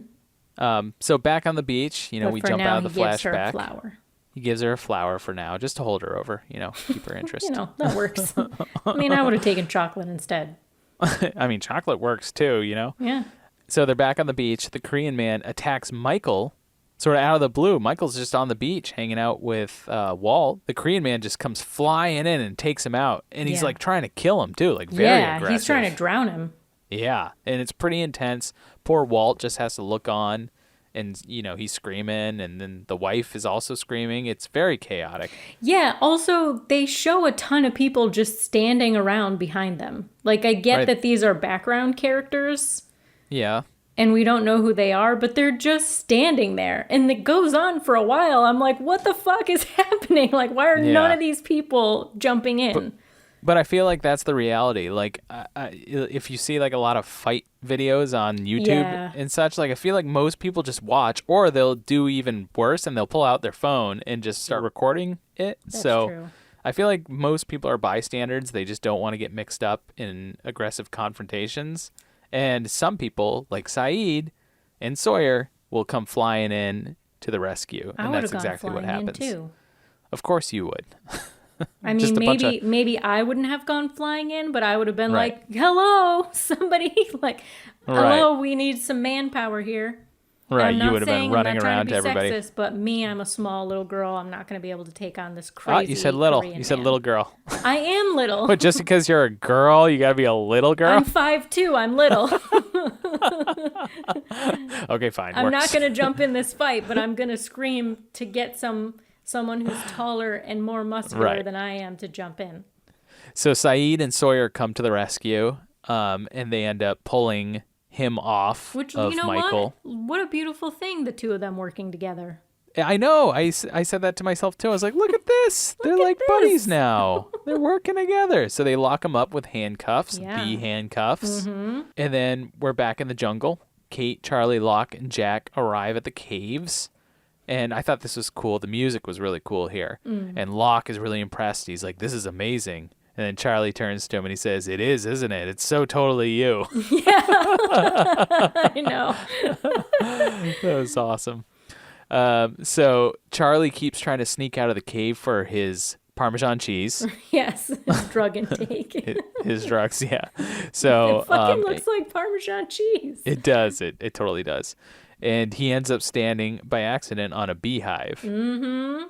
And then when Locke sort of points it out to him, Charlie sort of loses his mind at this point because he has a rational fear of bees. And he says, what's a beehive doing there? Beehives are supposed to be in the trees. Yeah, so exactly. Like that was, so I wrote down in all caps, what did I say about the island making people confront their fears? That's true. So good point. Just like the complete and total randomness of Charlie, who has an irrational fear of bees, standing on a beehive. Like I just feel like there's some mystical, magical shit going on with this island where it's like, Interesting. oh, Charlie, you don't like bees? Wha-bam! Beehive. Bam! You're going to stand on some. Yeah. We go back to the beach and they try to figure out why the Korean man actually attacked Michael. And Michael, you know, he's pretty flustered. He's pretty fired up. He thinks it's racial is his only way of sort of figuring out what this could mean. Yeah, because he said Korean people don't like black people in America. Right. And I was like, oof. Saeed reveals that at this point, he said he's from Iraq, and he says he's from Tikrit. Tikrit? I don't know. Tikrit? I forget how he pronounced it, but I wrote it down.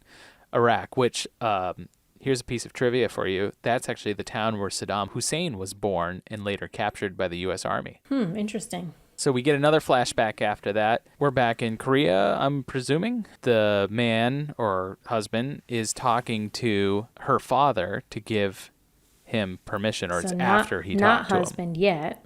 Not husband, but boyfriend, boo. Yeah, her boo. Just say that. Her boo. Son her boo. Son's boo has talked to her father to give him permission, and he has agreed. Let's call him Bae. Bae? Bae? No. I like Boo. Okay. And she's like, well, how did you do it? And he said, I reasoned with him, which basically he's going to start working for her father, which she doesn't seem too thrilled about. Always a good idea. Yeah. But it seems like the only way for him to have an actual relationship with her. Like, this is how he has to do it. And he shows her a ring. Yeah. So he can now magically afford a ring. So I don't know where he got he's like, it. I can now. I'm like, bitch, you're not working yet. You're not working for her father yet. Yeah, what kind of credit did you just get lended here between now and then? Yeah. Or did the father fork over the money? But I was just thinking he just gave her the ring or something. Or maybe he did go into debt. He got it from Service Merchandise. What's that? It was a catalog ordering thing. It's a joke we have with my dad because he got a bunch of his engagement rings from Service Merchandise. It's like a cheap catalog. Oh, cool. I should have. They probably didn't have that in Korea. Probably not. Okay, so we go back to the island where we're in the jungle and Charlie's covered with bees, and the bees are, all over him. And then they tell him to pull himself together, and he says, it wouldn't be an irrational fear of bees if I could just pull myself together, would it? I feel like he is, he's definitely like the Xander of this show. But comic relief. Yeah, but his lines are a lot like I don't feel like Xander has had too many great lines yet, but Willow has. And I feel like Charlie is the one in Lost. Like, he's the one who's got Charlie's got the good funny lines, and then Locke, I feel like, is starting to pull out the, wisdom. Right. Yeah. It's a good dynamic there. Yeah. Especially when you get both of them together. Yeah. So this is a piece of trivia that I found. Male drone bees were used in the bee scene as they don't have stingers and therefore could not harm the actor. Oh, my God. There was actual bees? Yeah, which I was like, those look like real bees. Like, I wonder if because they didn't look like these lame digital early effects, Yeah, in 2004, they wouldn't have looked that good. They would have looked, fuzzy or something. Yeah. But they looked pretty good. I mean, I'm used to Buffy level graphics. Right, you don't see it.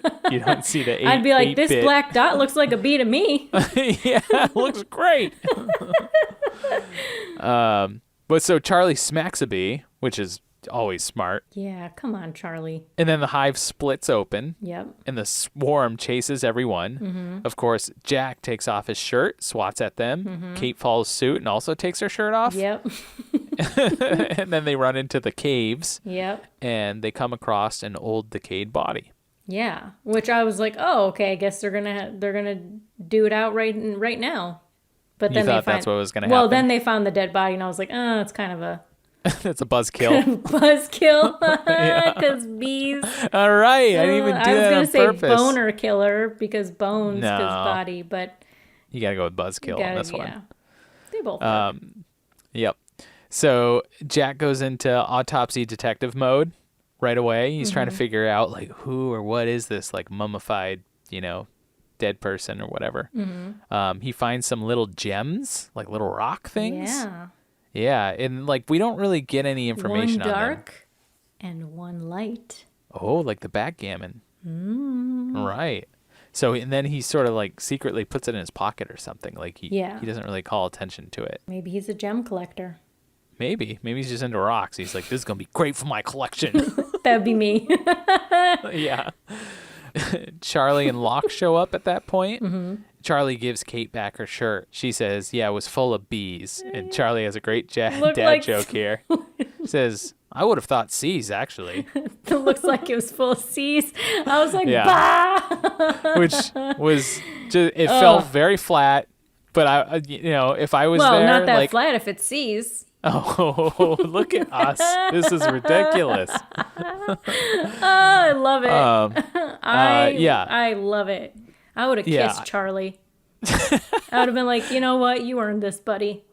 Right. And I was like, boy, it's inappropriate perhaps to make this joke to a woman who doesn't have her shirt on, but it's good comedy. That's a good joke. You got to give it up. It was you gotta right give there. it up for Charlie. Because she said the thing about the bees, and then he was fast. He was quick with it. He said C's. Yeah. So that was funny. Oh, I loved it. Yeah. And then, of course, Charlie has a bit of a leaky bucket moment where he says, oh, these are the people who were here before us. Yep. And it seems like they were kind of like, shut up. Like they gave him the eyes because Locke was like, what? What? Yeah. Because I think what he's alluding to is the French woman, the transmission that Charlie knows about, but Locke does not, and most of the people who are at the beach still don't know about. Yeah, so I was like, oh, funny, Charlie Leaky Bucket. Jack said that body had, like, what did he say? It would take like 30 years for the clothes to decay that much. Oh, I missed that. Yeah, I think he says something like that. That was when he's in his detective mode. Yeah, Detective Jack. And how long had the transmission been going for? 16 years. So it wasn't that long. Yeah, I feel like he either said 30 or 50 years. I'm gonna look it up while you keep talking. I'll just look up the episode the script. So the another piece of trivia. I think this is the last one I have for this one. But the rocks used in the waterfall cave set were made of rubber, so that the sound of the actors and the crew members walking over them would not be picked up on the microphone. Interesting. So the Korean couple are back on the beach together, and she's putting aloe on his wrists, and we get another flashback. In Korea, she's coming home to a puppy surprise. I know. It's like a dog, little puppy, a cute little puppy is inside like a present box. And of course, Boo gives it to her, son Boo, gives it to her to keep her company because he's working so much for her father. Yeah. And at this point, her dad calls and he picks up the phone. So it seems like he's very busy. Like he doesn't have time for their relationship even. Yeah. And it's not going well. Things are a little She's rocky. Not into it. Yeah. So then we're back at the caves. The team discuss the water situation. They talk about how there's 46 people and each person needs a half gallon of water a day. Right. And Jack wants to bring the people to the water. And he wants to move everybody into the caves like Adam and Eve, like these two corpses that they found in the cave. Yeah. And it does make logical sense because of the amount of water that they would have to cart back and forth. And it does give them more protection than the beach. They're sort of weighing their options there. At the beach, Walt talks to Michael. Sorry, real quick, back to the Jack thing. He said that it takes 40, 50 years for clothing to degrade like this. How does he know that? I don't know. That's the other thing I was thinking. I was like, Detective Jack. He's such a know-it-all. Isn't he just a surgeon? Like, he's going to know that? Apparently, he knows everything about planes and about clothes decaying. Yeah, he used to it's like, hey, man. He used to be trying to be a pilot. Come on. Right. Come on. That's it. And, like, I like Jack, but you can't be good at everything. You can't. You can't. You got to have some weaknesses. Spread it which out he does. A little bit. He's got weaknesses. He's got weaknesses, for sure. We get flashback, and Korean man, Boo, comes home with blood all over himself. Yep. And Son starts questioning him, and he tells her that he was working. And she presses for more info. Yeah, she's like, what are you doing? what kind of work are you doing? And he just is like, I don't, leave me alone. Let's not talk about it. And she hits him. And then he is sort of up against the wall and is like, I do whatever your father tells me to do. And I do it for us. Yeah. That was interesting. Boy, I can't imagine what kind of. Yeah. Oof. I feel like if Dave was like, look, your dad says that I have to kill a man if I want to marry you, I'd be like, you know what? My dad sounds crazy. Like, you should just, like, let's just go and do our own thing. Quit working for my dad. I don't think that's an option, though.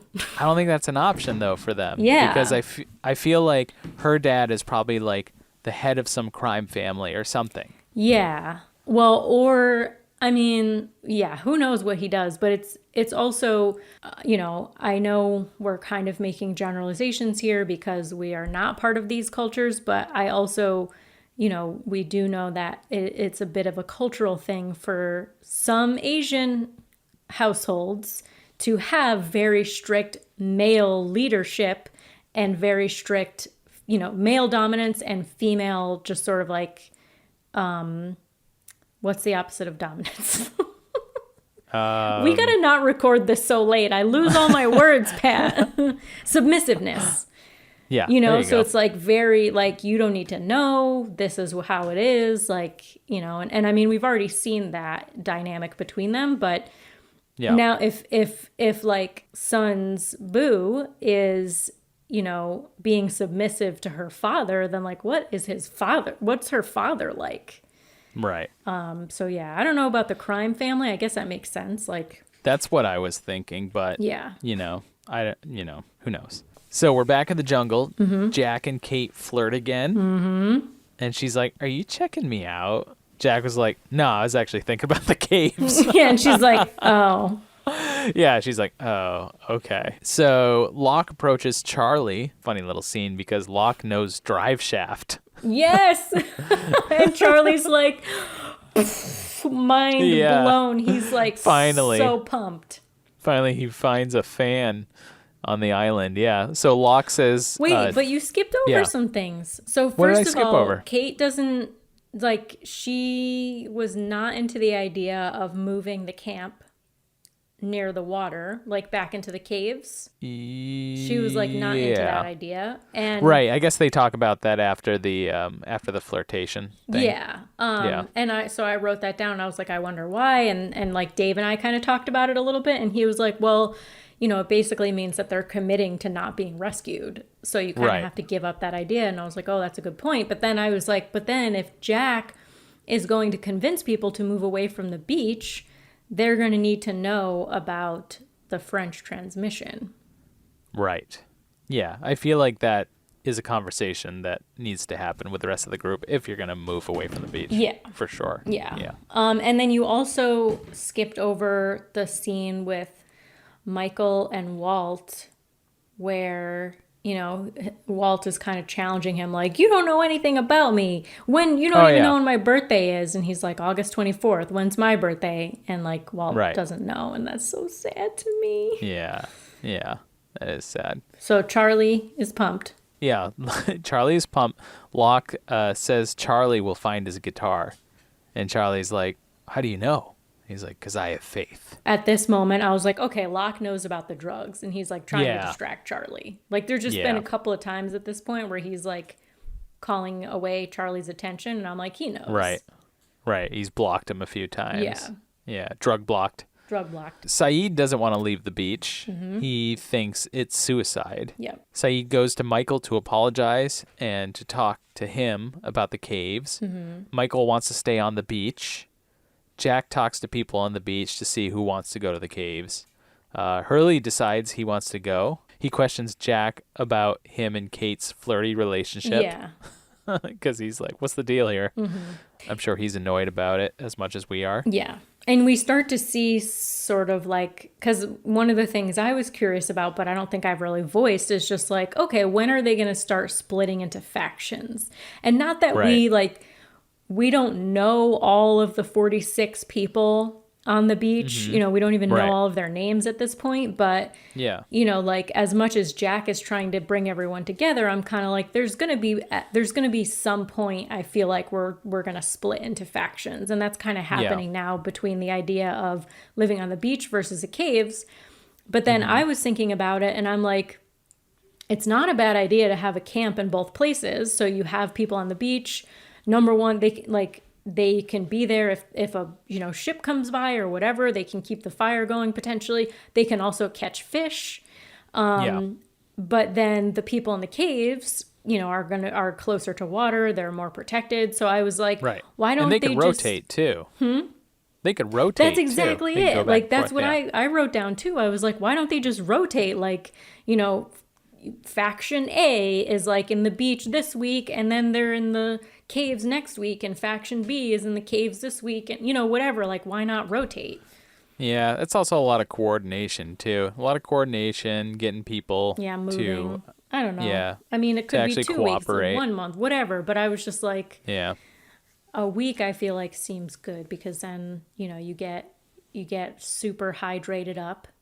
And then you take some water back. I don't know. I was just That's how it works. You're like a camel. You just get hydrated up for a week. Yeah. And then you go down to the beach and you're fine. Yeah. I don't know. I Yeah. was just like, how come this idea hasn't come up? Maybe it will. I don't know. But Well, one thought I had during this episode was like, oh yeah, the beach? How does everybody not have sunburns? yeah, I've been thinking about that like ever since episode 1, I feel like. I would have crisped so Oh hard my God, so me quickly. too. Yeah, I would have skin cancer everywhere at this point. Yeah. So I'd be like, yep, I'm into the caves. Yeah, I'd be like, caves, you sign me up. Michael is chopping bamboo shoots in the middle of the jungle, and the sun watches, and we get one more flashback, I believe. They flash back to Korea. Sun is talking to some lady about leaving secretly without her husband Yes. and without her father's knowledge.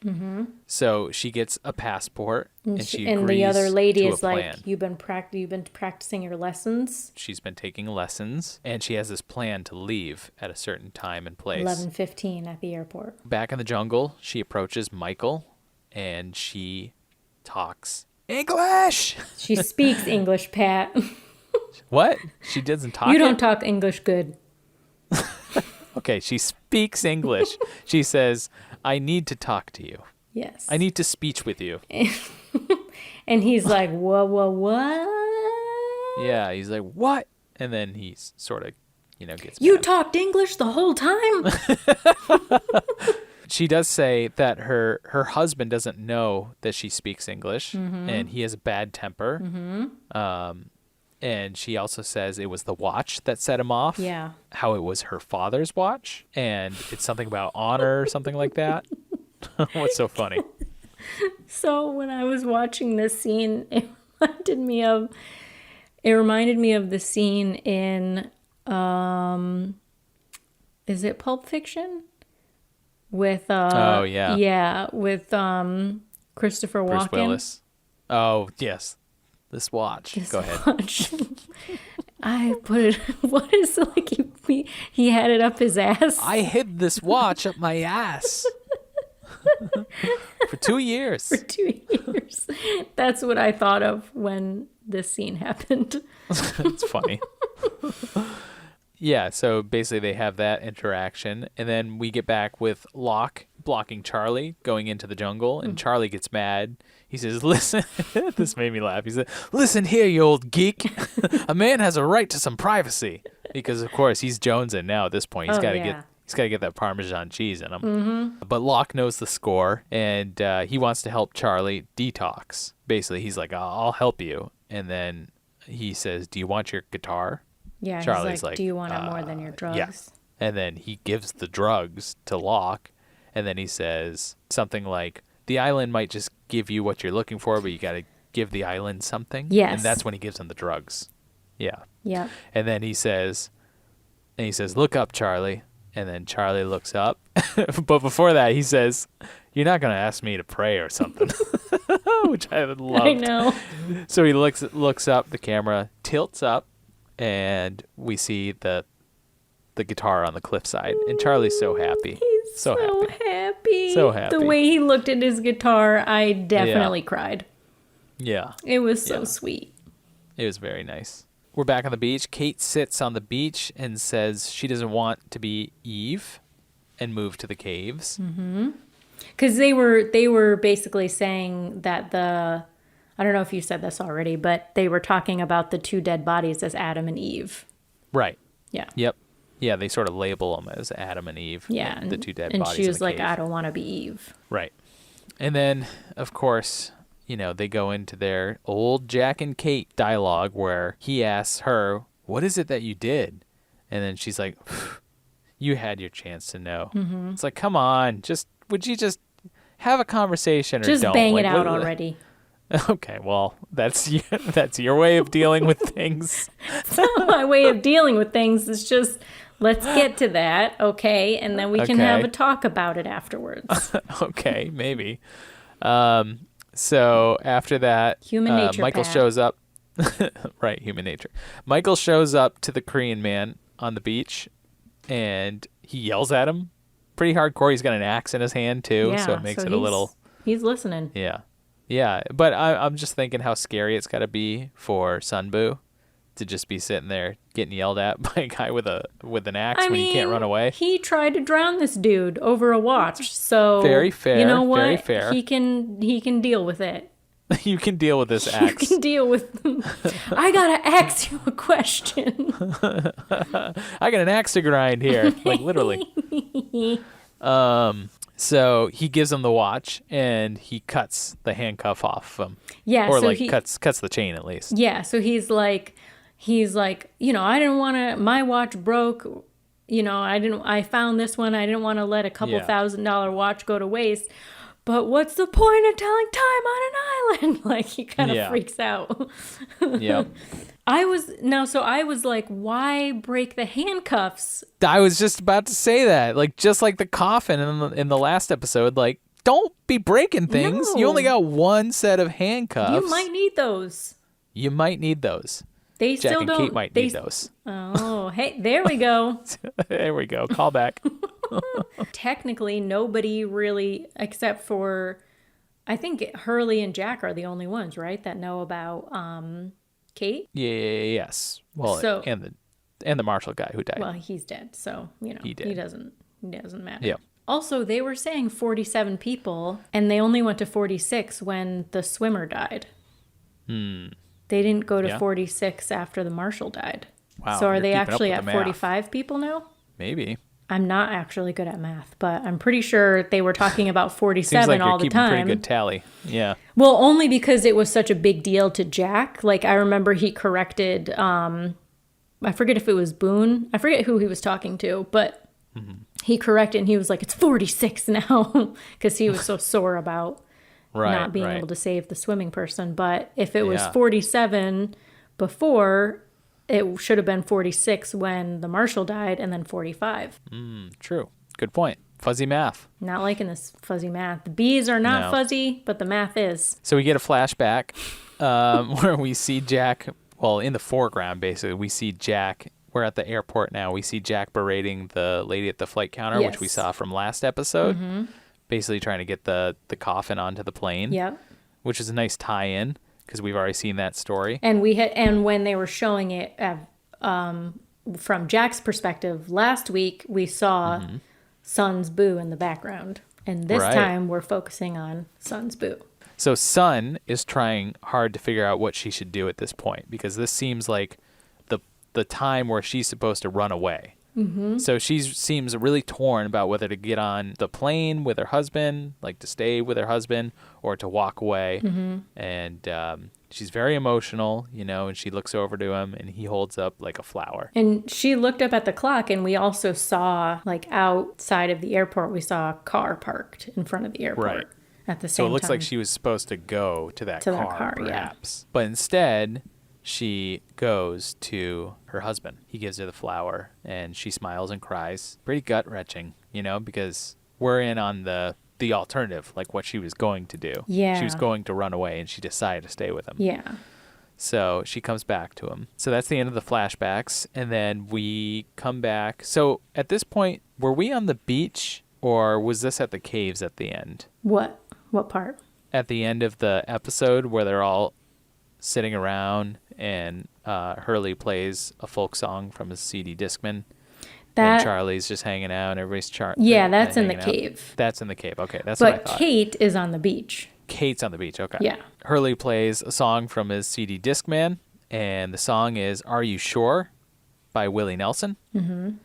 And we get one of these classic Lost montages. The end, bit sappy, bit wrap-uppy, almost an anti-cliffhanger. There's, when it wraps it up like this, there's already been really good so many of these. I feel like it's every other episode. There's like a kumbaya moment.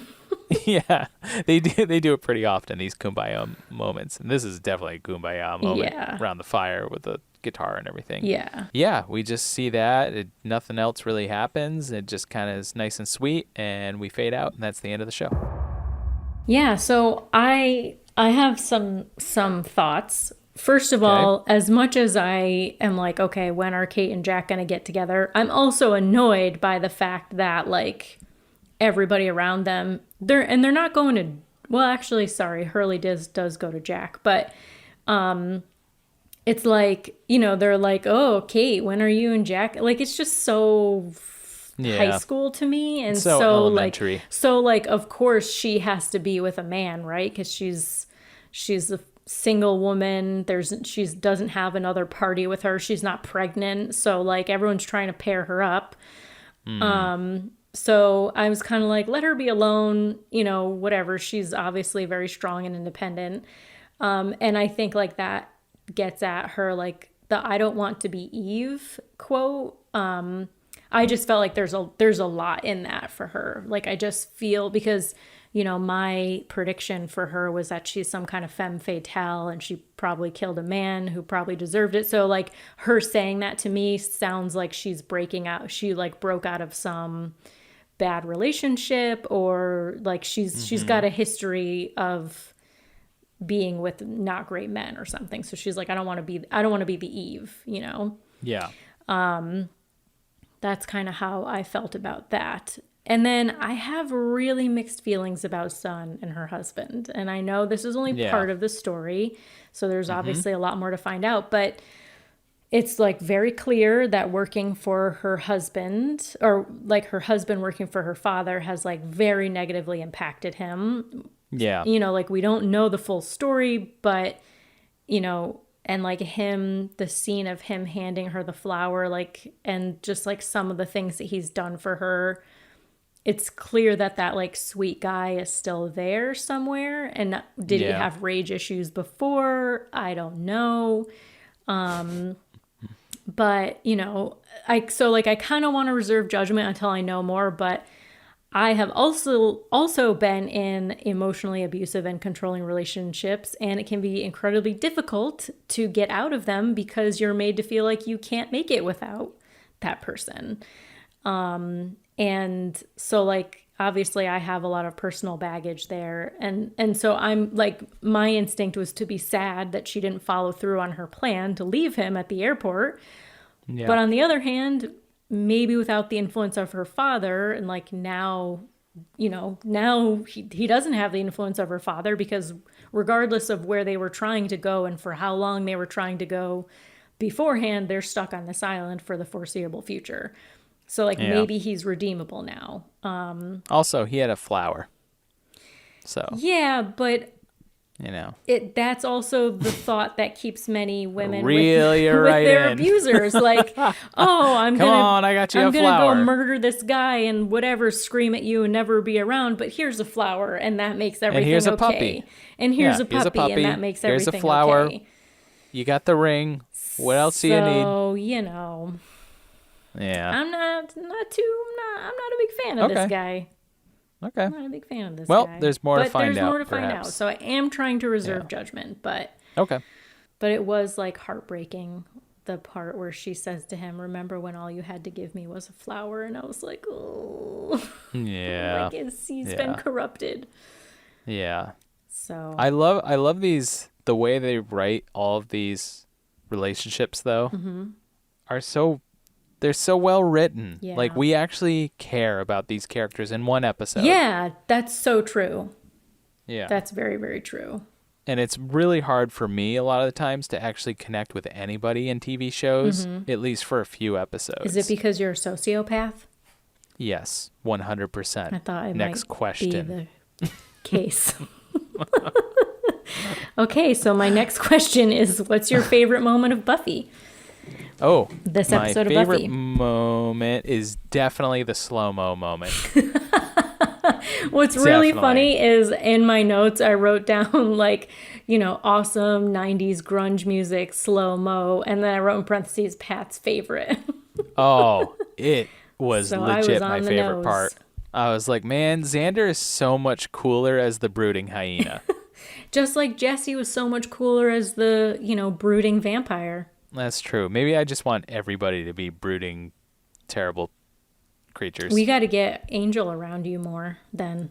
Oh, Because he just I kind would of comes swoon. in, broods a little Yeah. bit, passes on some information, and then he's gone. Yeah. Yeah. Whew. I respond to that. I'm definitely like Cordelia. You just wish he gave you the jacket. Yeah. Yeah, I do. My favorite moment of Buffy was the scene with Buffy and Giles where Buffy's describing all of Xander's behavior and Giles is like, "Oh, he's a teenage boy." Yeah. He dismisses it. I just loved that.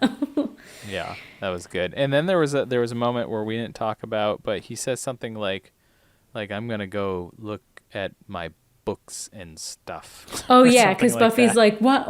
You can't? What? You're not gonna look at your books and stuff?" Yeah, and then he's like, Right. "I'm gonna go look at my books and stuff." Yeah. Yeah, so he that starts was like good. quoting her back to her, which I love. Yeah. Yeah, that's good. Predictions. What do you have for predictions for hold Lost? on. What's your favorite Oh. moment of Lost? Oh, right. Then we got to Favorite talk about moment which of episode Lost. wins, and then we got I to know talk what your Okay. I'll learn the outline at some about. point. That's all right. You probably won't, but I'll No, remind I you. won't. As long as you'll you're rush here me. to drive the ship. I know your favorite part of Lost. Yeah. Charlie getting his guitar. Yeah. Nailed it. My favorite part of Lost is probably when they first get into the caves. I just thought Cave it was of cool Wonders. with the Cave of Wonders, which is very similar to what I liked last time. I think when I think it was the same location when Yeah. Jack shows up and finds the spring water. Yeah, you and- liked it yeah, when he was running with the torch. torch. Yeah. Yeah. You said you were on Yeah. the edge of your seat the whole time. Yeah. So similar, but this was more of like a wonderment scene where we're just sort of taking in the set and the location. Which episode wins for you? Oh, boy. So I liked this episode of Buffy probably way more than you did because this episode does not make you happy, but I think I enjoyed it because of brooding Xander. I thought that was pretty cool. You I just thought the love men Hyena who Pack brood. people. Yeah, I love men who brood. You know me. Slow-mo Xander is my favorite Xander. And the Lost episode, I like it. Again, not too much happens. The things that I love Lost for, I do love the storylines, though. So we do get Sun's backstory, which is good. It doesn't give you much to really sink your teeth into. Like, you just understand a little bit of her and Sun Boo's character. Other than that, we get a lot of Jack and Kate flirtiness. Don't really care for that. The Locke and Charlie stuff is good. This is a tough one for me to call. I'm going to have to go with Lost. If it's a toss-up, I'm going to have to go with Lost. Why? It sounds like you enjoyed Buffy way more. Well, I definitely am going to go Lost. I don't hate this episode. It's like, I just like, it's very hard for me. You hate what happens in It's it. very hard for me to watch Xander be such an ass to Willow. It's just Yeah. very hard. Yeah. I mean, yes, it is kind of cool because like this is the first time because like I don't really count Jesse as like one of the gang, you know, because he's like so short-lived of a character. So it's really the first time we see like one of, you know, the main Scooby Gang, Slayerettes, whatever, as like a bad guy. Yeah. And that's pretty interesting to me. But Xander being an ass to Willow, the pack eating the pig, and then Flutie just grosses me out because I can't do cannibalism. You're not into that? No, cannibalism and incest. Those are where I draw the line. Yeah. So it definitely does not make my list of favorite Buffy episodes. Yeah. I liked it just because it was a little bit more hardcore, I think. Especially with that 90s grunge. That 90s grunge, and then they eat Flutie. I mean, that was pretty badass. That was pretty rough. You eat a pig, and then I'm like, oh, what are they going to do next? And they eat the principal. And I was like, okay, you one-upped it. Wow, we went there. Yep. Yeah. So that was pretty cool. But I did really like learning a lot more about Sun, because I just felt like she's been like very observant and just sort of like in the background. Like we know she's a main character, but she's so in the background and like she's so separated. And she was like, you know, I think it was last episode where she says to her husband, like, we should try to interact with them more. Like they just look at us like, you know. So I actually really liked learning more about her. And just the Charlie being reunited with his guitar. Yeah, that just like, that takes it for me. So I'm going Lost. All right. What do you think's going to happen next on Buffy? You've already got a lot of predictions, so. Ooh, I feel like I forgot them all. Well. Do you need me to recap them? Well, no, I was. Why? Did you write some down that I had already? Oh, you mean during this? Yeah, like new predictions. Well, you said that maybe Flutie is going to come back. Yeah, I really hope that doesn't happen. Mm-hmm. But I could see them being like, oh, we reversed something, and then he was able to come through the ether, and now he's sitting at his desk or something. And then he's like, I don't remember anything. Like, I could totally see that happening next episode. Like they just talk their way through it. And they're like, yeah, no, we know that, like, he got eaten, but once the hyenas, like, got returned through the eye flash or whatever, like, he popped out and... And the pig's back too. In his office. And the pig's back running around too. Yeah.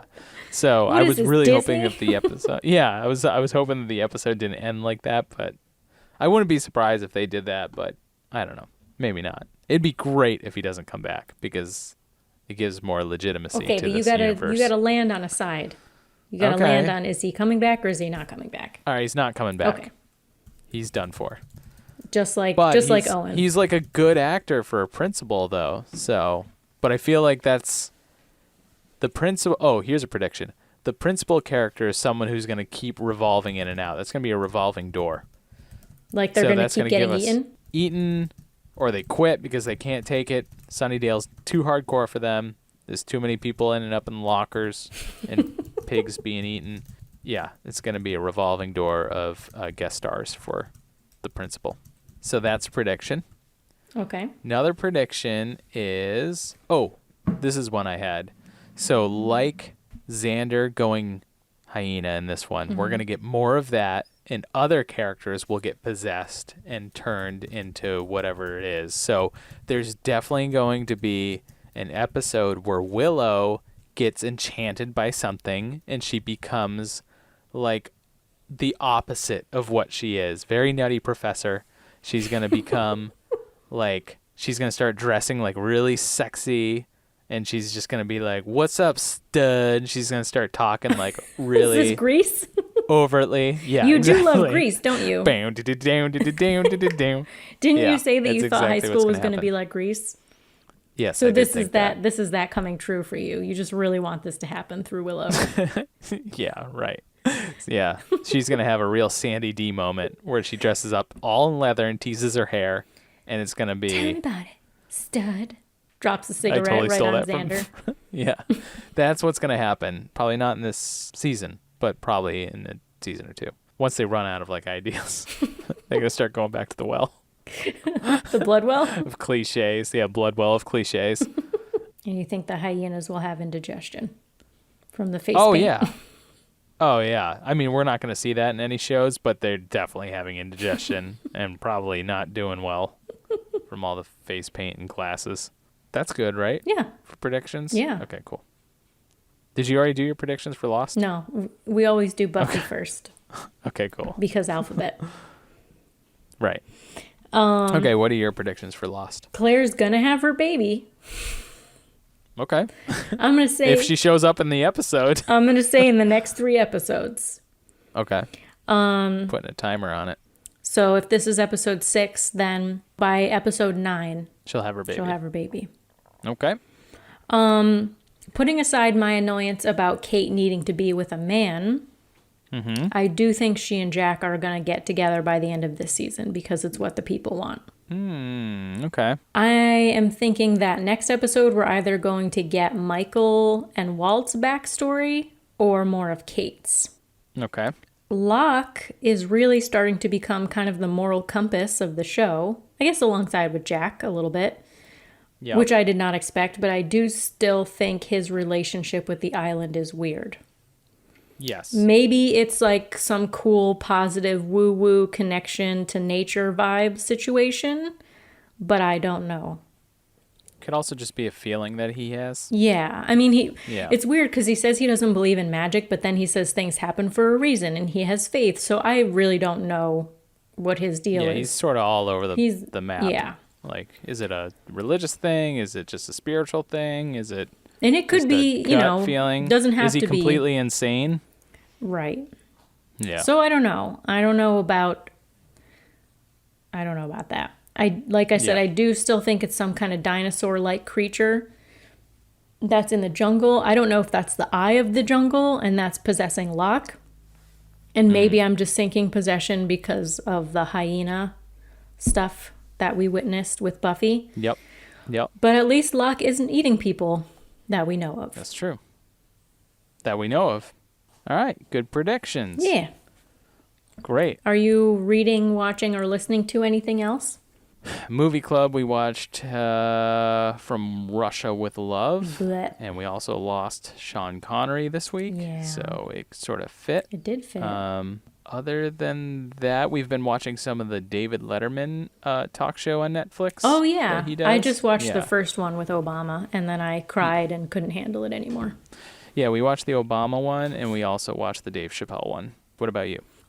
Dave and I watched This Is Us. So they had a two-parter pilot, or not pilot. It was rough. That show is all the emotions.